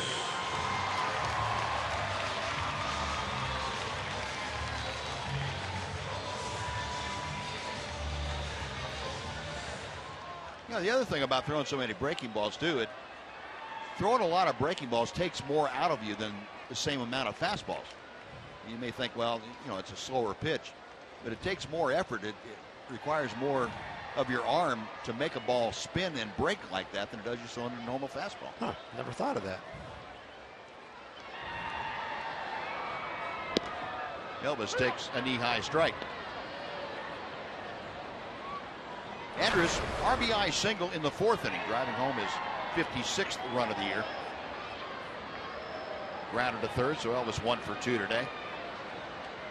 Got Mitch Moreland at first, one away in the 6th inning. Elvis hits it well to left field. Gutierrez going back, but he has room as he stops right at the edge of the warning track. Elvis didn't quite get that on the best part of the bat. No, didn't sound like it. And that is out number 2.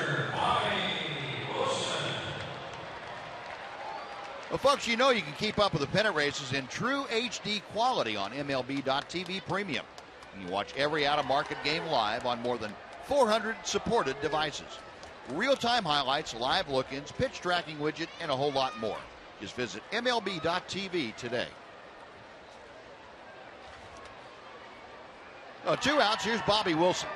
Wilson has had no luck at all against Hernandez this afternoon. He has struck out both times. Felix has worked him over with a lot of breaking balls. He starts him off with a fastball that time. 0-1.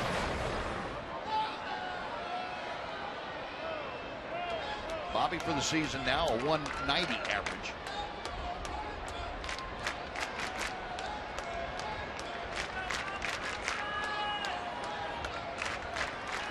Oh, 1 pitch.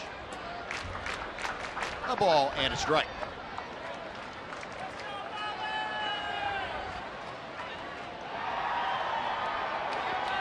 Rangers just 4 hits today off of Felix Hernandez. 2 of them came back in the 4th inning when they scored a run.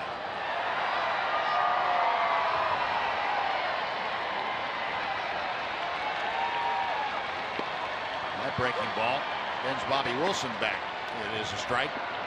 1-2. Well, Bobby's seeing a pretty steady diet of curveballs. Again, we mentioned it. What a good curveball it was the last time. It's maybe even better this time. Well, Felix Hernandez with a 1-2 count. 2-2. Hernandez and the Mariners keep a pretty good statistic on him throughout his career. This is his 333rd start. Almost 82% of the time he has pitched 6 innings or more. That's pretty impressive.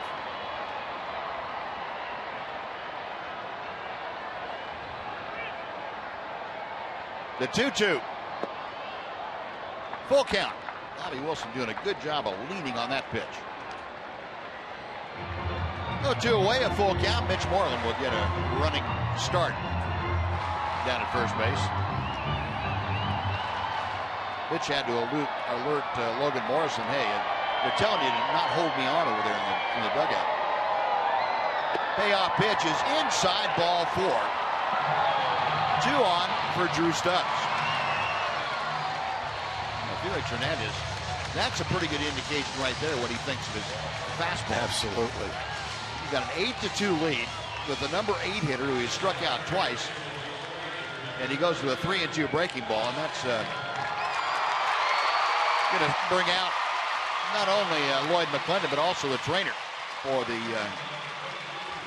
Seattle Mariners. Make sure that Felix Hernandez is okay.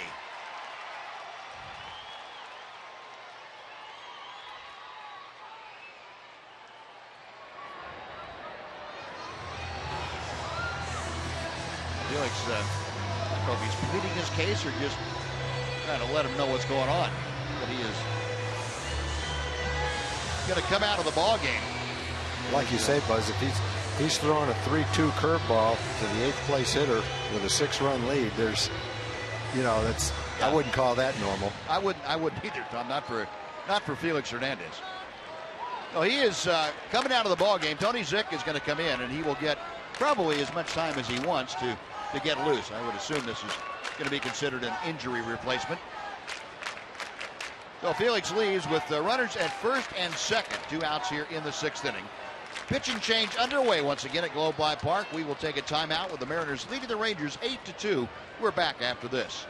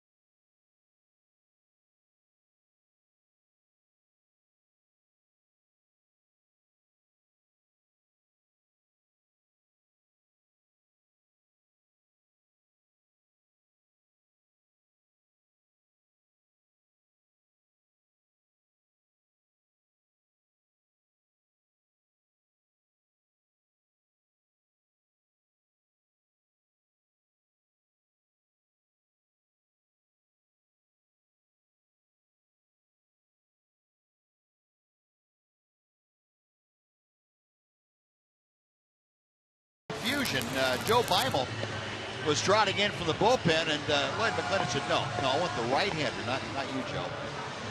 And Tony Zick peeks his head around there and said, me? But yeah, that's who I want.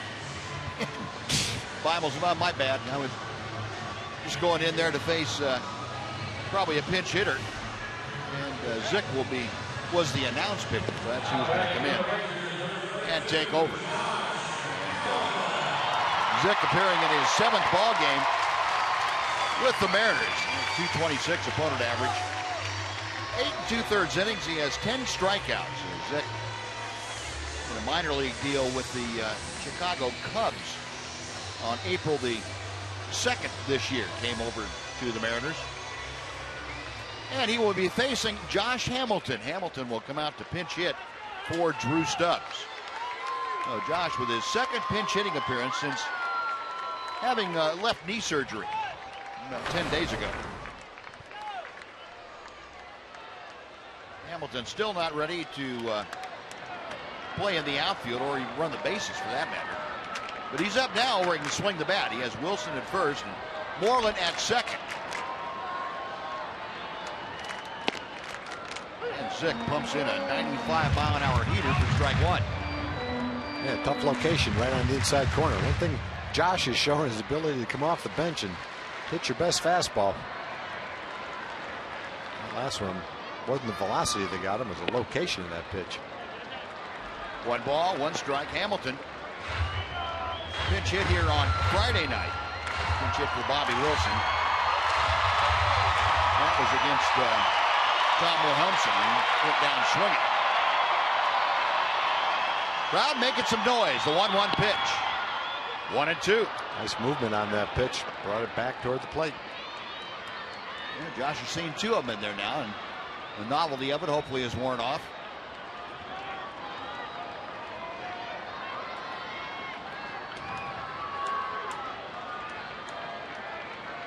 Zick, a high set. Checking the runners, the 1-2. Call strike 3. Hamilton caught looking, and that will do it. Rangers get a couple of walks, but strand 2. We're going to the 7th inning here at Globe Life Park. It's the Mariners 8 and the Rangers 2.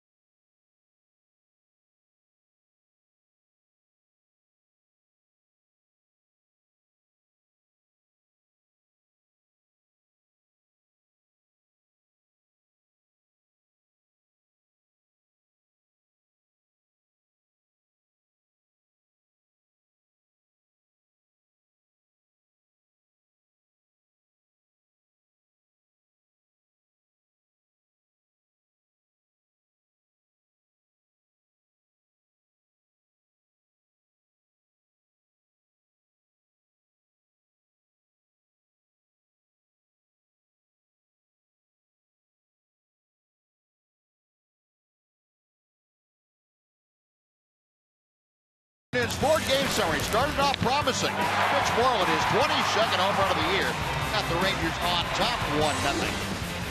But then back came with the Mariners, and Robinson Cano capping off a 6-run 5th inning with his home run, a 3-run blast. And just to add insult to injury, but Franklin Gutierrez going the other way against Ross Ohlendorf for his 15th home run. So 8-2 Seattle. The Mariners come to bat here in the 7th inning. Nick Martinez back to the hill. He will face Logan Morrison. Morrison with his first at bat of the afternoon takes strike 1. A couple of defensive changes for the Rangers. Joey Gallo has come into the ballgame. He will take over in left field. And moving from left into center is Will Venable.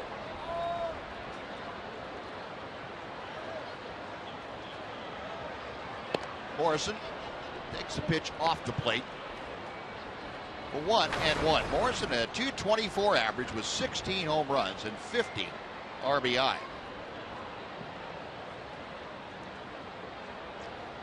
Rangers in an extreme overshift with Morrison up there, and Elvis well over on the first base side of second. Beltre about midway between second and third.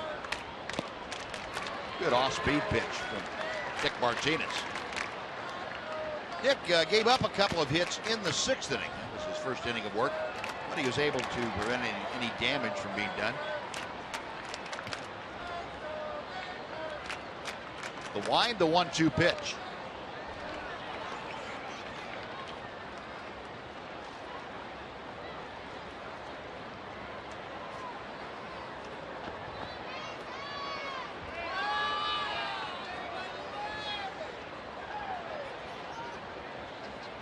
Morrison 0 for 3 in this series so far.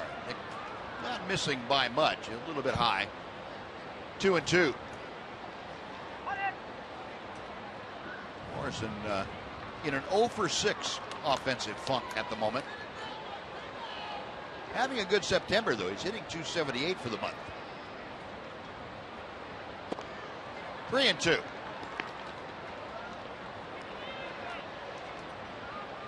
In case you missed it, Derek Holland worked the first 4 1/3. He gave up 7 hits, 7 runs. They were all earned. 5 walks, 3 strikeouts. Ross Ohlendorf worked 2/3 of an inning, gave up a run on 3 hits. Pulled on the right side, Elvis. Little underhand flip to Moreland for out number 1. Well, there's a play Elvis has never made before. Yeah. Coming in from second base and underhand flipping it 30 feet. First time for everything, I guess. I don't think he's ever played second base.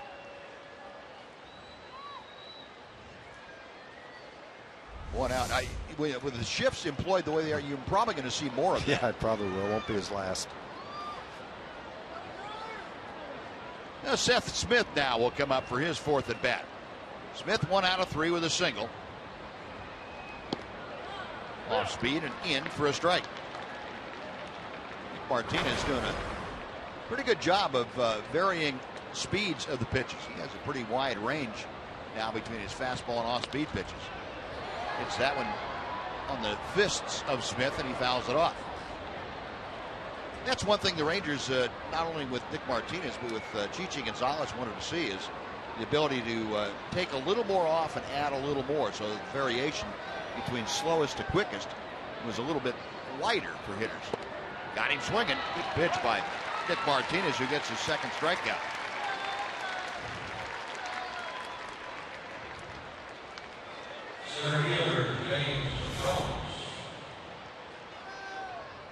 That was an excellent breaking ball right where he wanted it. No, 2 gone, base is empty. James Jones now will step to the plate.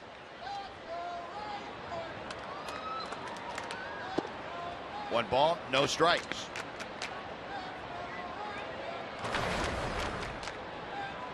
Jones came in as a defensive replacement yesterday, did not get an at bat.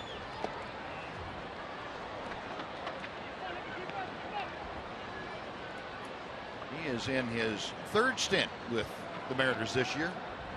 James Jones is. Came back up this time September the 8th.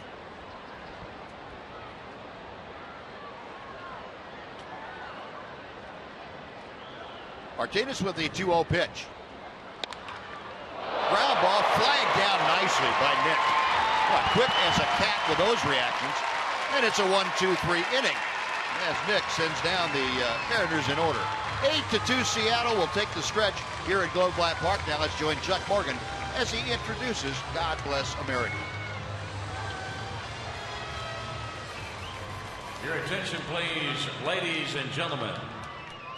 Will you please rise and direct your attention now to the area behind home plate and welcome the Strikeout Kings. In honor of the servicemen and women stationed at home and around the world, the Strikeout Kings will now perform God Bless America. God bless America,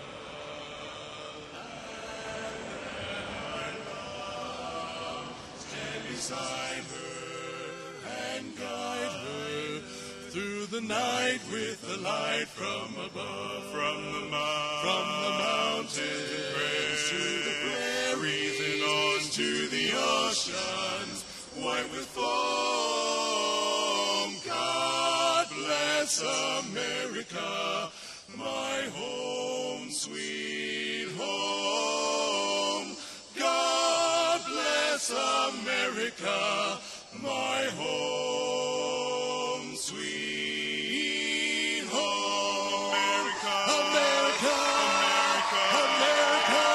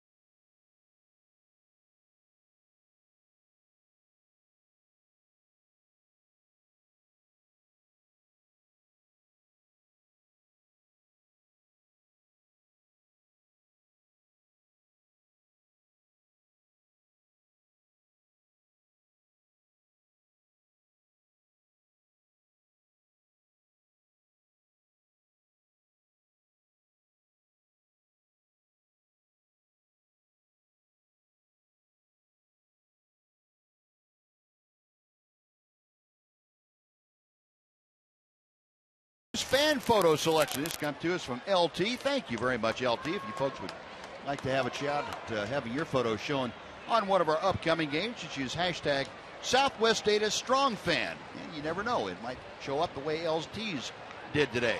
All this brought to you by the good folks at T-Mobile. Well, this time Joe Beimel got the okay to come into the ballgame. He is in now to take over here in the bottom of the 7th. Dealing to the top of the Ranger order, Will Venable. Takes a pitch outside from Beimel for ball 1. Joe Beimel, the 38-year-old veteran left-hander. Signed a minor league contract with the Mariners this year, and he has pitched with them off and on for the last couple of years. Up and down, battled injury problems, surgery a couple of times, and now back with the Mariners and doing a very good job coming out of their pen. 1 ball, 1 strike to Venable. Will 0 for 2 with a walk today. Now 3-1. Excuse me, 2-1.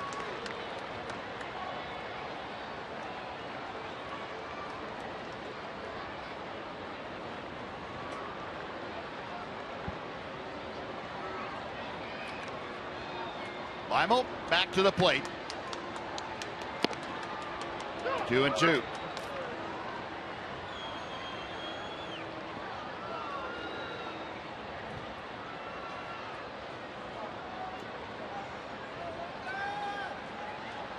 Beimel's spending some time this year on the disabled list with some inflammation in his shoulder. It's out of play. Had a little rotator cuff inflammation. It was on the disabled list for the 15 days from the 20th of August on. Rejoined the Mariners after that. Danny Farquhar loosening in the Mariner bullpen. 2-2 pitch. We'll try it again.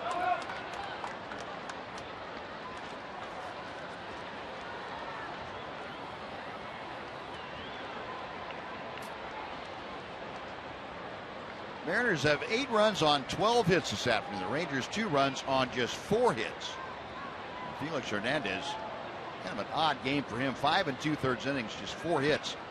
He gave up both runs. He had 5 walks and 5 strikeouts. And call strike 3. Venable leaning on that pitch on the outside corner. And Beimel gets the strikeout. 1 away. Beimel popped that one right on the low outside part of the plate. Good pitch. Tough pitch to hit. Not for Chu, though. Chu's been on base 2 more times today. 2 walks. Couldn't have a hit yet.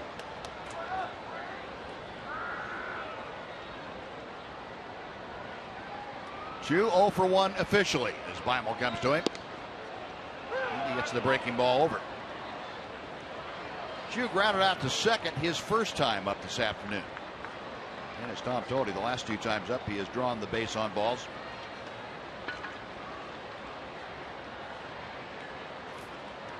Chu with that 5-game hitting streak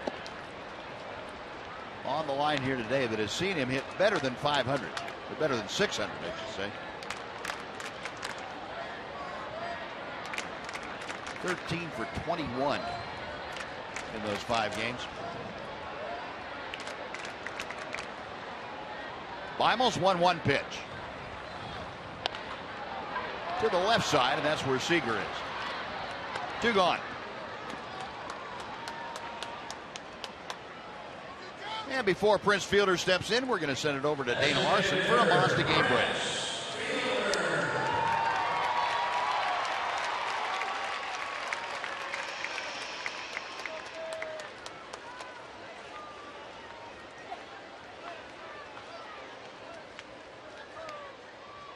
Thank you, Dana. Well, things starting to heat up between divisions and wild card, first wild card, second wild card. Prince Fielder 0 for 3 thus far, and he fouls off that first pitch from Beimel. Prince has tapped back to the mound, fly to left, and struck out today.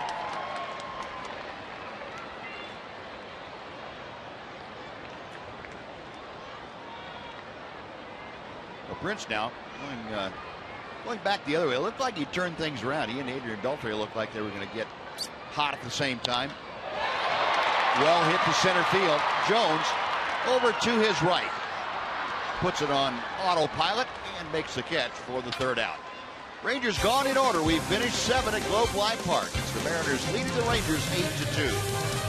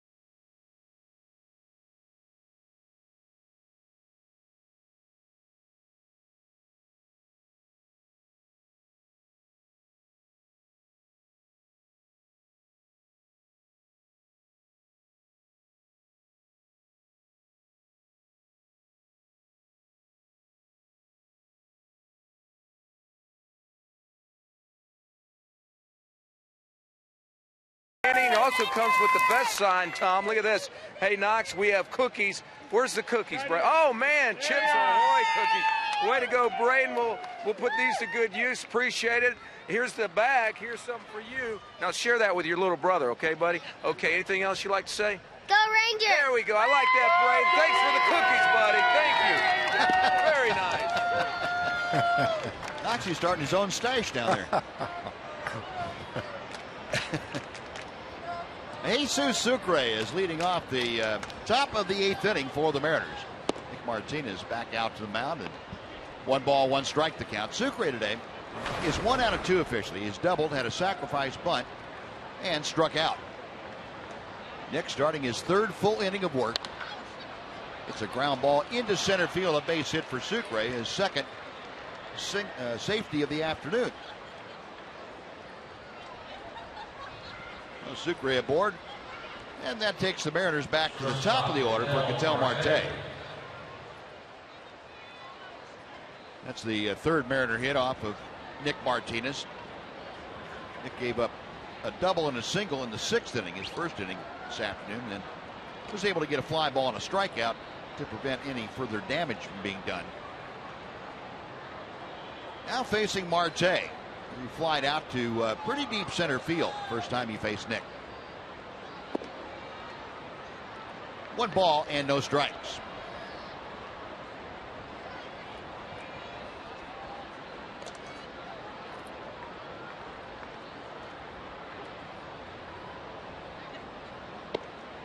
Change up, floats wide, and it's 2-0.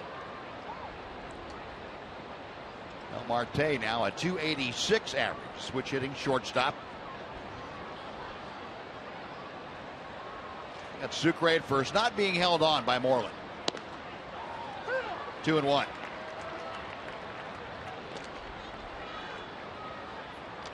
Marte, who made his major league debut back on the last day of July of this year, came to the big leagues after hitting .314 at AAA for the Mariners. Pulls it on the ground. Odor bobbles it, recovers in time to throw out Marte, but that took care of any idea that he had about making a double play. So Sucre down to 2nd, 1 gone, and Kyle Seager coming up. Yeah, it wasn't going to be an easy double play. You had to play back to catch a hop, and it wasn't a simple hop to catch and turn a double play on. Kept it in front of him, got one out though. Now Jeff Bannister headed out to the mound, and that's going to do it for Nick Martinez. So Nick works 2 1/3 here this afternoon.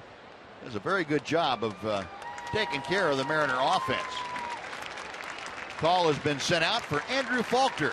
And left-hander will come in, and as he does, we will take a timeout. We're back to Globe Life Park right after this on Fox Sports Southwest.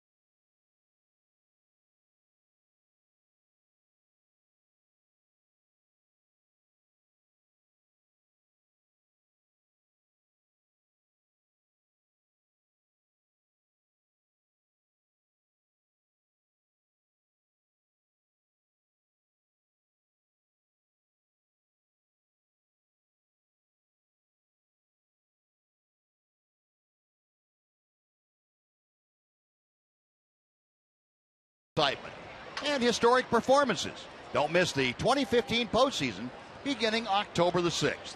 Go to MLB.com/postseason for a full broadcast schedule.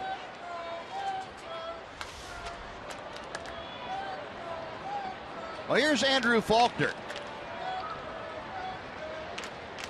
23-year-old left-hander facing Kyle Seager, who takes outside for ball one. Seager is 3 for 4 today with a couple of doubles. And facing Faulkner, Andrew is 7th major league game. We saw him 2 nights ago in the Friday night game. Worked 2 innings of shutout baseball against the Mariners. And he gets the off-speed pitch over to Seager to even the count. Seager has had a base hit in each of his last 3 times up. He singled in the 4th, had a 2-run double in the 5th, and doubled in the 6th inning. Got it off the end of the bat a bit. Shin-Soo Choo in right field. Makes the catch. And the ball coming back in. That will keep Sucre at second. 2 gone. And Nelly Cruz will be next. Yeah, I think you have to be impressed with Andrew Faulkner, the way he's come in and thrown the ball. Looks like he has the style and the repertoire to be very effective as a reliever, especially against left-hand pitching. A good breaking ball, throws hard. He's come in, he's looked relaxed, and he's thrown a lot of strikes. He's given up a couple of home runs, but he's only walked 1, has a strikeout per inning. First taste of the big leagues, and he's getting a chance to do it in a pennant race. Yeah, it sure doesn't seem like it's bothering him, the stage that he's on right now. No, I think you have to feel pretty good about him and his chances of helping the ball club. Nelly Cruz is going to be given his 2nd intentional walk of the afternoon, his 3rd walk overall. Well, with first base open, it'll set up a good test for Andrew Faulkner. He'll face Robinson Cano with runners at 1st and 2nd. The last time the Rangers did this, walking Nelson Cruz, was in the 5th inning, and Cano promptly left the ballpark with a Derek Holland pitch. My friend Bill Chuck has a very interesting note that is kind of an out of the ordinary note on Nelly Cruz. There's been, before the game today, 52 players in Major League Baseball who have hit at least 20 home runs. And Nelly Cruz is the only one of those 52 who doesn't have a sacrifice fly. I don't know why. How would you think to go look that up? But Bill Chuck did. Thanks, Bill, for that. Bet you Nelly doesn't even know that. No, probably not. Doesn't care either, even if he did know. I'll take my 42 home runs and 88 RBIs. Yeah, he's done that all 88 RBI without a sacrifice fly. Yeah. Well, here's Cano, who does not have a sacrifice fly today either. But he does have a 3-run home run and an RBI single. Yeah, that 3-run homer, well, that was kind of the backbreaker off Derek. Sure was. Trying to get one more chance to get a left-hand hitter out, and he hung him a curveball.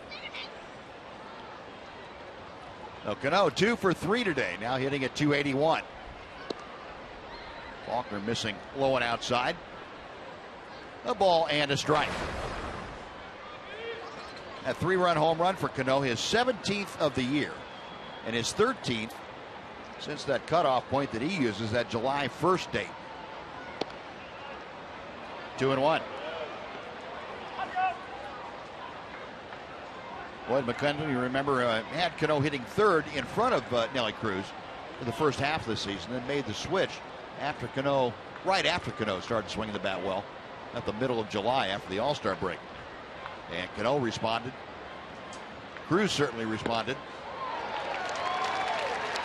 2 balls, 2 strikes.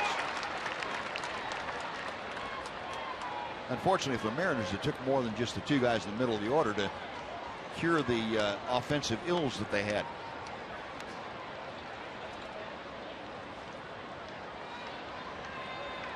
Two on, 2 out, and a 2-2 count.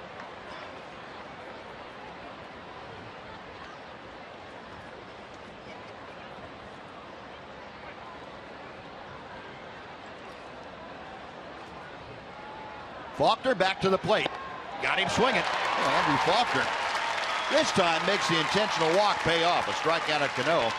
No runs, a hit, 2 men are left after 7.5. It remains the Mariners 8 and the Rangers 2.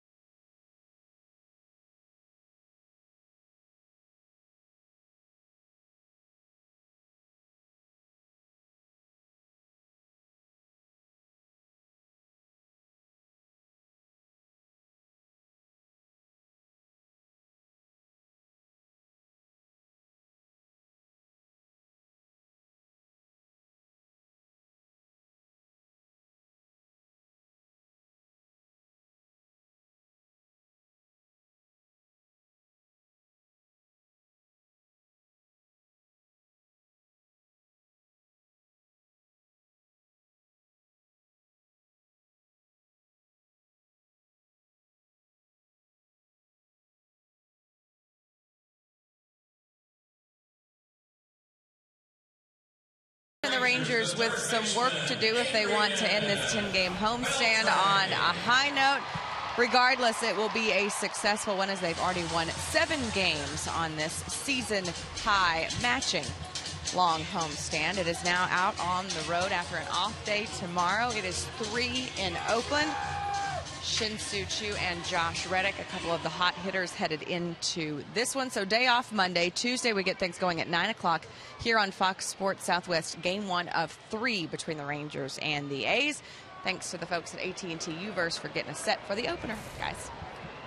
All right, Em, thanks very much. Well, we head to the bottom of the 8th inning, and Danny Farquhar In the ball game now, dealing to Adrian Beltre, who fouls back the first pitch. And Farquhar, 28-year-old right-hander out of Florida. Second time we've seen him in this series. His 38th game of the year. 1-4 with a 4.78 ERA. And Adrian got loose on that one. Yes, he did. Down the count at no balls and 2 strikes. Farquhar pitched his college ball at University of Louisiana Lafayette.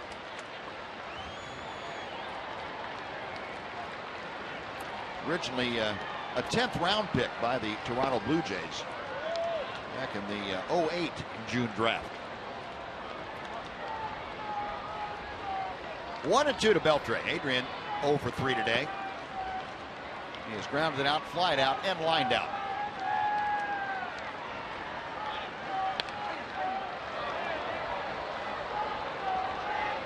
Adrian's seen Farquhar enough to have a real good idea what he's trying to do with him. He's got his fastball timed pretty well.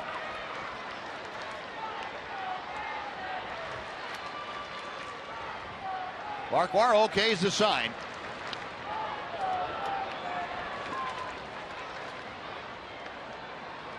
Farquhar pounding the top of the strike zone against Adrian. Yes, he is.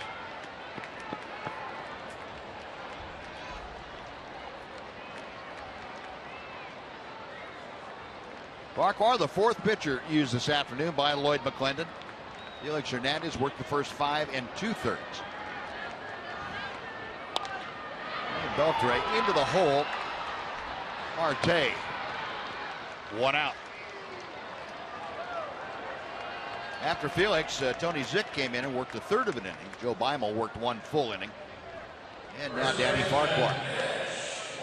And again, this Mariner bullpen has been very, very good. They had their scoreless streak stopped last night by the Rangers.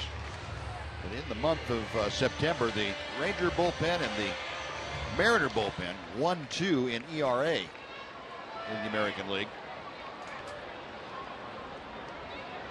Mitch Moreland 1 for 2 today with that solo home run in the 2nd inning. Also walked his last time up. Strike 1 from Farquhar.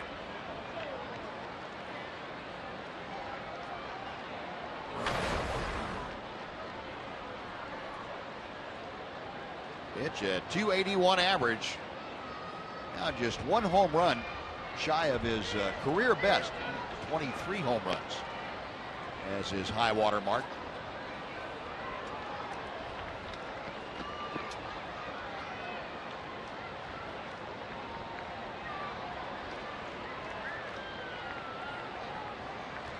The 1-1 from Farquhar.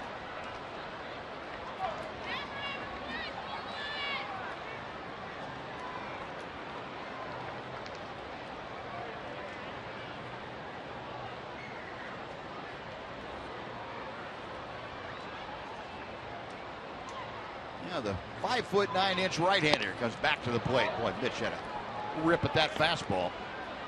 It is 2-2.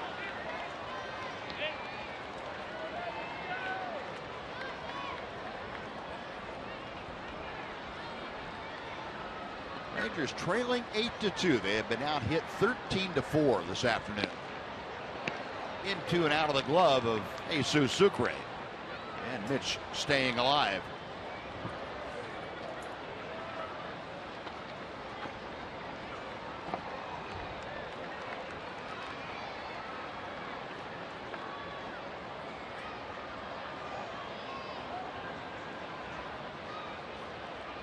Moreland ready, so's Farquhar.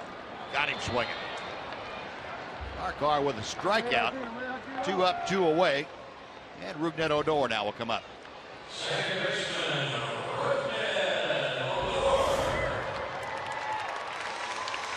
Look at the backdoor backup cutter.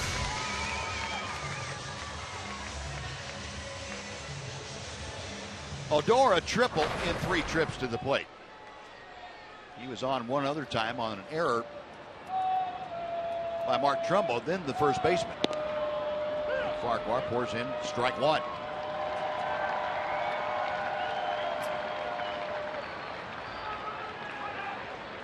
Talk a lot about the work that Rougned Odor has done to get his batting average up to 271 from 144, which was what the average was when he left to go to Round Rock to AAA. When he came back on the 15th of June, he was hitting 144. Since then, in 77 ball games, he has hit .310 with 13 home runs and 46 RBI. Man, you could add he'd never been to AAA before either. So in a month at AAA or whatever he was there, he hit .350 there too. Now Odor gone on strikes. Farquhar works a very quick 1-2-3 eighth inning. We're going on to the ninth inning at Globe Life Park. The Mariners 8, the Rangers 2.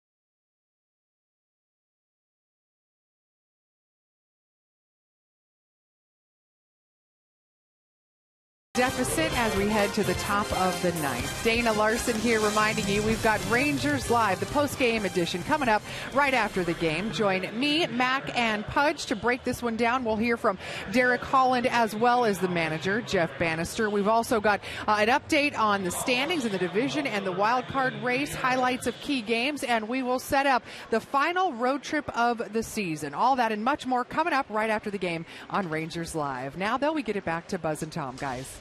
Thank you, Dana. Now we head to the top of the ninth inning. Tanner Scheppers has come into the ballgame. Saw Tanner here on Friday night. Gave up a base hit to the only hitter he faced in that ballgame. His 41st appearance of 2015, a 4-1 record. And he is dealing to Franklin Gutierrez to start off the ninth inning. Scheppers spent some time on the disabled list with a knee problem, and was optioned to AAA to get some more work in. He called on the 6th of September. Pitch inside, hit Gutierrez on the left arm, and he will take first base. And we also have some defensive changes for the Rangers. The third baseman is Hanser Alberto, takes over for Adrian Beltre. And Ryan Rua in the ballgame, taking over at first base. So a new corner for the Rangers here in the ninth inning.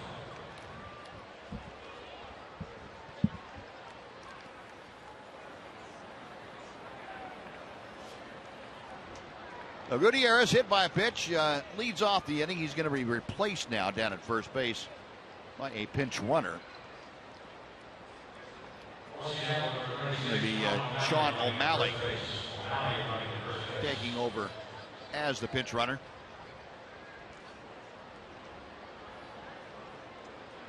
A one on, nobody out. Here is Logan Morrison for his second at bat of the afternoon. Morrison 0 for 1, a ground ball to short. He rifles one to right field, and that's deep into the corner.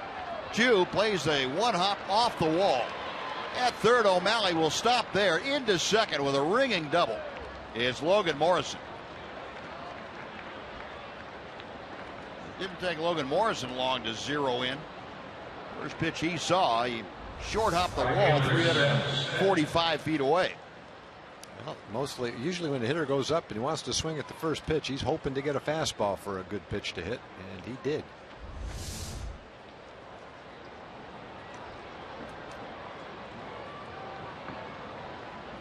So now Tanner Shepard has runners at second and third, and nobody out. Seth Smith will be the hitter. Smith 1 for 4 this afternoon. He had a 5th inning single. Pops the first pitch back behind home plate and out of play. Smith a 247 average, 11 home runs and 40 driven in. In case you missed it before, the Astros defeated the A's this afternoon down at Minute Maid 5-1. So the Rangers right now trailing by 2 full games, and if they fail to come back in this ball game, it'll be a game-and-a-half deficit.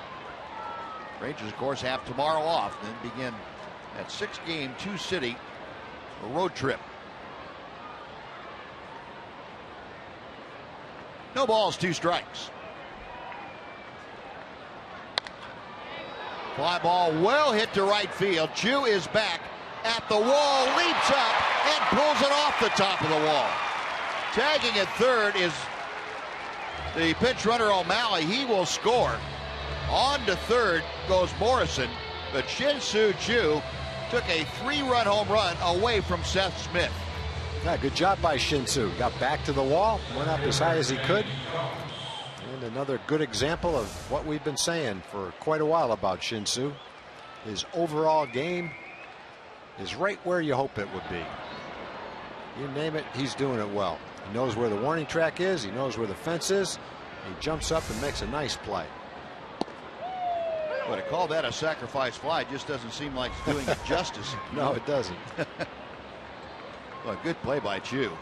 Yeah, maybe not quite over the wall, but close enough. James Jones fouls back the next Shepard's offering. It's no balls and 2 strikes. Jones a 143 average. Tap back to the mound his only time up this afternoon. Rangers now trailing 9-2. Well, the Mariners did most of their damage in that 5th inning. Put 6 on the board in the 5th. Chopper, that's going to veer off into foul territory. James Jones, one of those guys that he's built like a greyhound and he runs like a greyhound too. Chops the ball and takes off. I remember watching him either last year or the year before, getting a little bit of an opportunity to play and thinking he might have a chance to be a pretty good, maybe a 4th outfielder, but maybe more than that. He's got good speed, good tools. Yeah. Didn't quite happen for him yet. I think that pitch you just saw, the breaking balls, had a little bit to do with it. Yeah. One where you go, Mom, they're starting to throw curveballs. I'm coming home. Yeah. Yeah, that one. That's that Uncle Charlie. Oh, 2 gone. Here is Jesus Sucre. Sucre has had a couple of hits this afternoon. 2 for 3, a single and a double. Also had a sacrifice bunt and a strikeout. You remember that when the Rangers were in Seattle at Safeco 10 days ago, I guess it was 12 days ago for the first game, Sucre was hitting right at 100. He and John Hicks, the other catcher, were not hitting 200 between them.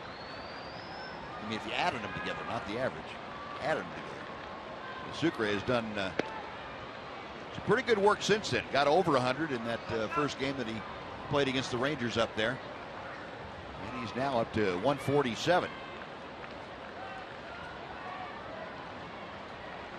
Yeah, you look at the scoreboard and you see 147, and you're thinking, whew, man, glad I got my average up to that. You started out pretty low. Yeah. Chu takes care of it, and that'll do it. The Mariners score a run on a hit, and they leave at 1. We're going to the bottom of the 9th. Rangers have some work to do, trailing the Mariners 9-2.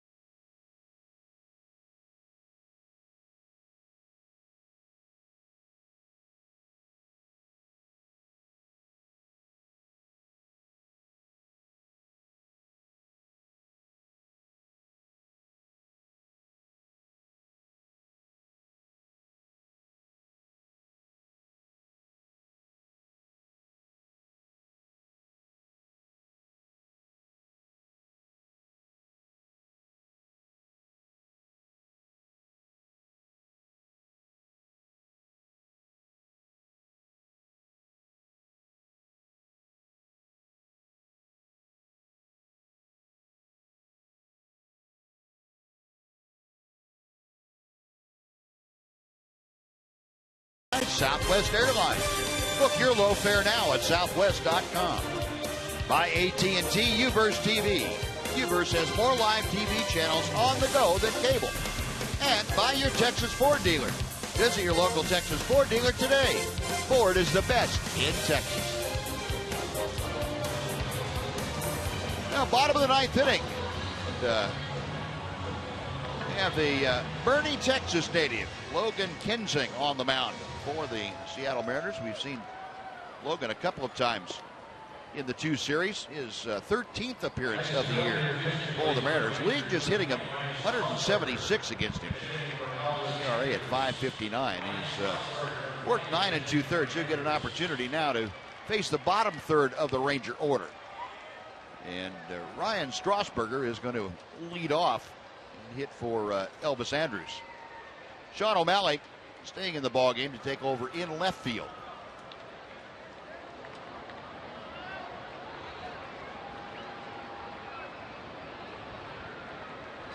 So Strasburger leading things off for the Rangers. Ryan hitting at 205, takes inside for ball one. Jeff Bannister using this opportunity to get guys that have not seen a lot of playing time lately into a ball game. Chopper over the mound. Strasburger runs well. Marte gets him.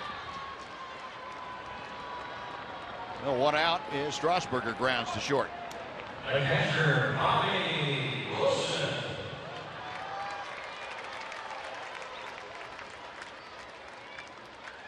Now Bobby Wilson will step in.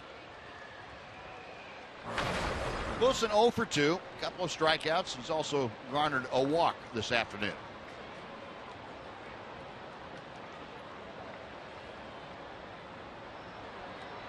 Kensing's first pitch is outside for ball one. Kensing, mentioned born and raised in Bernie, and played his college ball down at College Station, Texas A&M Aggie. All the way to the backstop, 2 balls, no strikes. Signed a minor league deal with the Mariners back in May of this year. He had spent some time in the Colorado organization, went over to the Mariner organization, was released, and came back on a minor league deal. Also some time in Florida and in Washington. 2-1. Kensing, a 33-year-old. Not a big guy, goes 6'1", about 190 pounds. Hit pretty well to right field. Smith going back, still going back on the warning track. And makes the catch. And that's almost where Bobby hit his home run the other night into the Ranger bullpen. That carried pretty well. But Smith able to run it down. There are 2 outs now. And Joey Gallo will come up for his first at bat.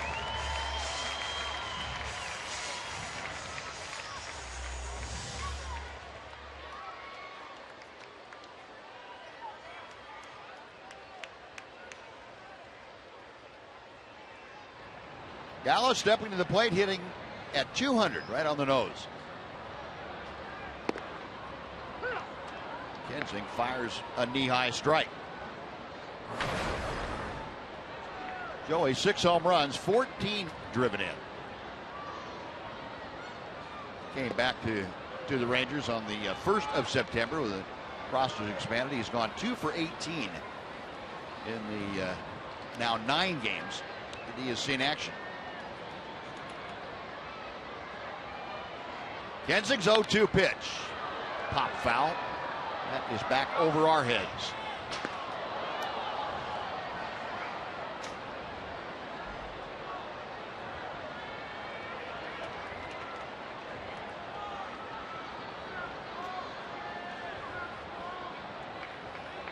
Well, Joy settling back in the box. Logan Kensing with a new baseball, peering in for the sign. 0-2 the count with 2 outs.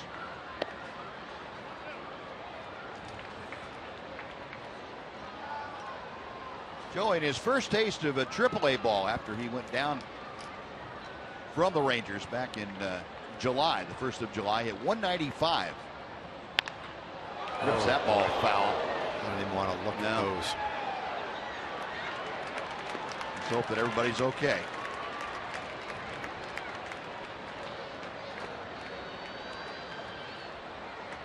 Gallo in 53 games with Round Rock had 14 home runs and 32 RBI.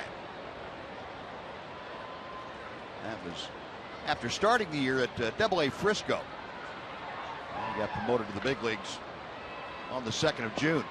Got him swinging, and that is the end of the ball game as Gensing strikes out Gallo, and the Rangers can't come back in this one. They go down to defeat by a score of 9-2 here this afternoon. The Mariners just complete a mysterious season over the Rangers. Rangers could not do anything with the Mariners. The Mariners 12-7 this year against Texas as they win the season series. We'll be back with more from Globe Life Park right after this on Fox Sports Southwest.